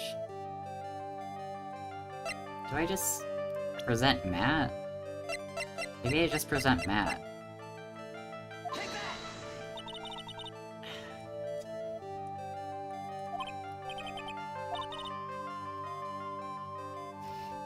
I'm gonna start writing this down. It's not the suicide note. It's not Matt. It's not the picture of Celeste.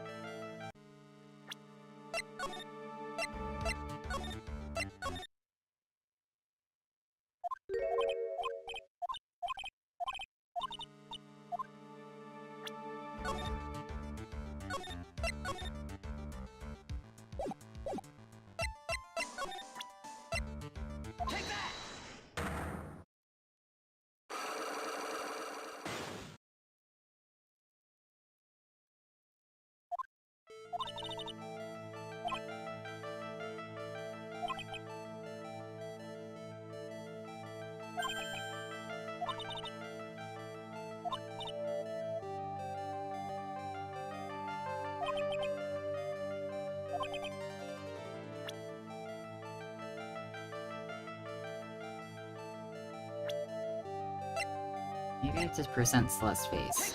There we go. I don't know why just like a picture that had her face on it didn't work. But here we are. There's only one catalyst that could cause such strong feelings and even revenge, and that is Miss Impact's suicide. What are you trying to say? Celeste was Juan's manager. On top of that, the one who hit her suicide note was also Juan. What does all this have to do with Matt? You're right. You haven't mentioned it yet. For you to hate Mr. Ungard would mean that he must have had some relation to Miss Impact's and her suicide. Here we go. Here we go. Here's the relation. Here is when we do the photo. This is a photo of Miss Impact's, correct? She looks younger than when she passed away, though. With love, Celeste. This is Miss Impact's handwriting, isn't it? Where did you find this? No, that's alright. It was a rhetorical question. Yeah, it is. Found this at Mr. Ungard's mansion. And after all this time, my last remaining secret has been revealed. Goodbye, Cyclops. Oh, beautiful. We're gonna need that. She was supposed to get married to Juan. Yes, but I heard that it didn't work out. Because Mr. Kurata didn't want to get married to her anymore, right? Yes, because of that. What do you mean? I think I see where this is going. This is a big mess of a love triangle. She was Matt's manager a long time ago.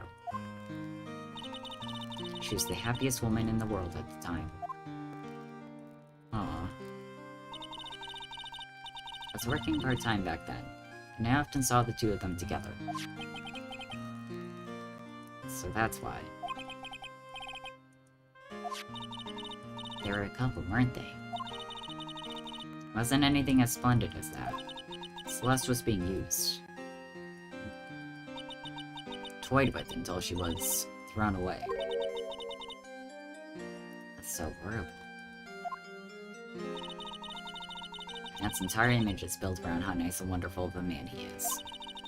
Scandal would have destroyed that. Which is why Celeste, in her kindness, moved over to Worldwide Studios. And that is where she met Juan. She seemed really happy with it, even happier than when she was with Matt. Celeste and Juan were such a good match, they were even planning to get married. And then, it was suddenly called off. On the night Juan called their marriage off, Celeste killed herself. Okay. And that's why I framed Matt. It was revenge for Celeste and for myself. I'm sure even you can guess why Juan called the wedding off, right? Matt confessed to Juan about his relationship with Celeste. So that's what happened.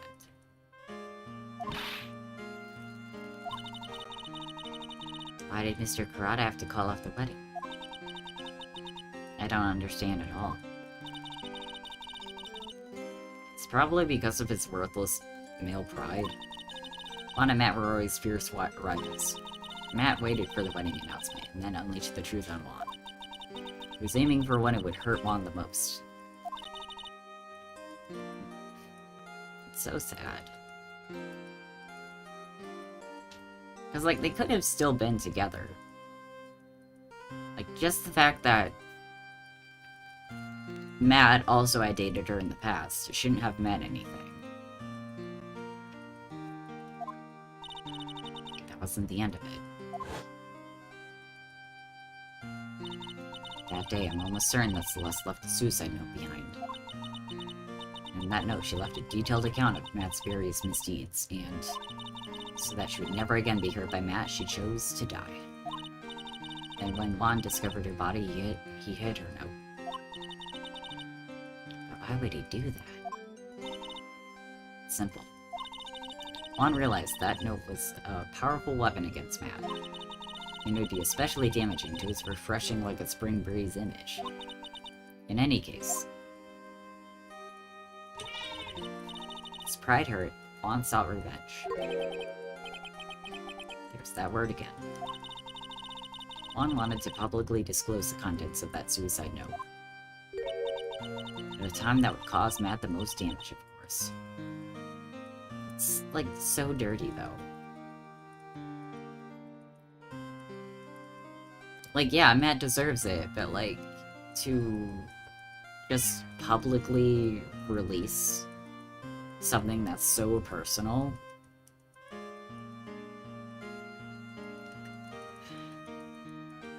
Both these men are trash.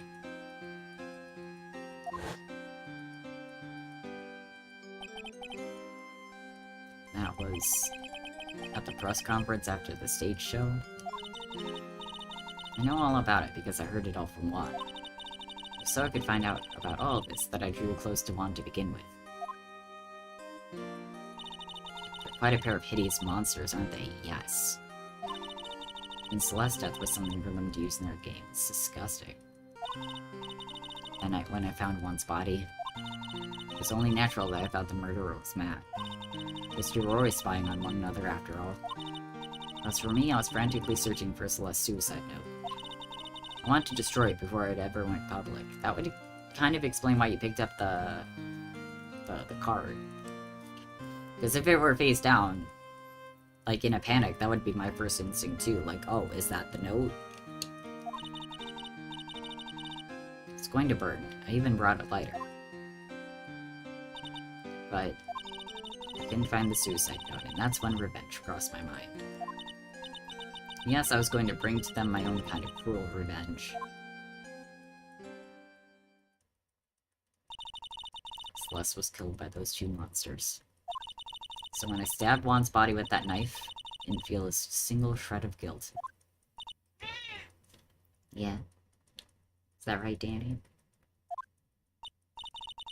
That's all I have to say.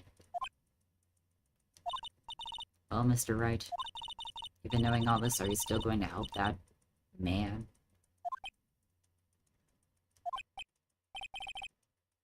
I'm a lawyer. What a foul profession. Thank you very much for your time and for talking with me. It's no big deal. I couldn't sleep anyway. I can't sleep either. Not with my situation. Or with what I know now. It's a lot. A lot of heavy stuff. There will be a way.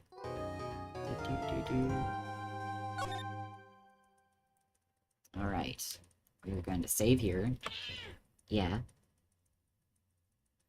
We're going to save here. And we're going to continue this next time. Ooh, yes. I will help you out in the Discord as soon as we leave. Which is right now. Thank you for watching. This is where things are getting so... It's getting so intense. I love it. I love this case so much. It is really, like, leaving this game off with a bang, really. And don't forget which one you have to start on a Monday, yes. I mean, luckily, it's easy to see, because, like, one obviously has more time spent in it. Oh, boy. And it'll be easy to, like, if I do make a mistake, just, like, you know, load the save that we actually need. But thank you. I will remember. Yes, so. Next Monday. Can't wait. Depending on how long it is, I have no idea if I'm going to just do the entire, like, remaining court, like, section, or if that's gonna end up being split up. It would suck if it ends up being split up, because, then that means we're not gonna be able to get the, like, resolution until January, given that I'll be gone seeing family and stuff. Last stream before the new year, yay! Also, I still plan on doing a holiday stream. I still don't know when that is. I know I already mentioned this in Discord, but in case anyone watching is curious, and it's not in Discord, which, by the way, you should be if you're not. But yeah. I'll let you guys know when things happen, as they do. But until then, excited for more Ace Attorney on Monday. We have lots of fun and cookies in Discord. I hope there's cookies left. Don't shame us, but us in the house, we have yet to make cookies. I kind of want to make some for my family. So I have something to bring with me when I go visit them besides presents. I don't know, I just feel like it's a thing you do. But also here in this house, we haven't made, like, any Christmas cookies. We should fix that. And I hope there's some left by the time we actually do our holiday stream. Great stream, thank you. I'm glad you're still able to show up, even if for, like, just a tiny bit. A tiny, like, end bit. Hope you guys have a good weekend. And I'll see you guys in the future. Goodbye.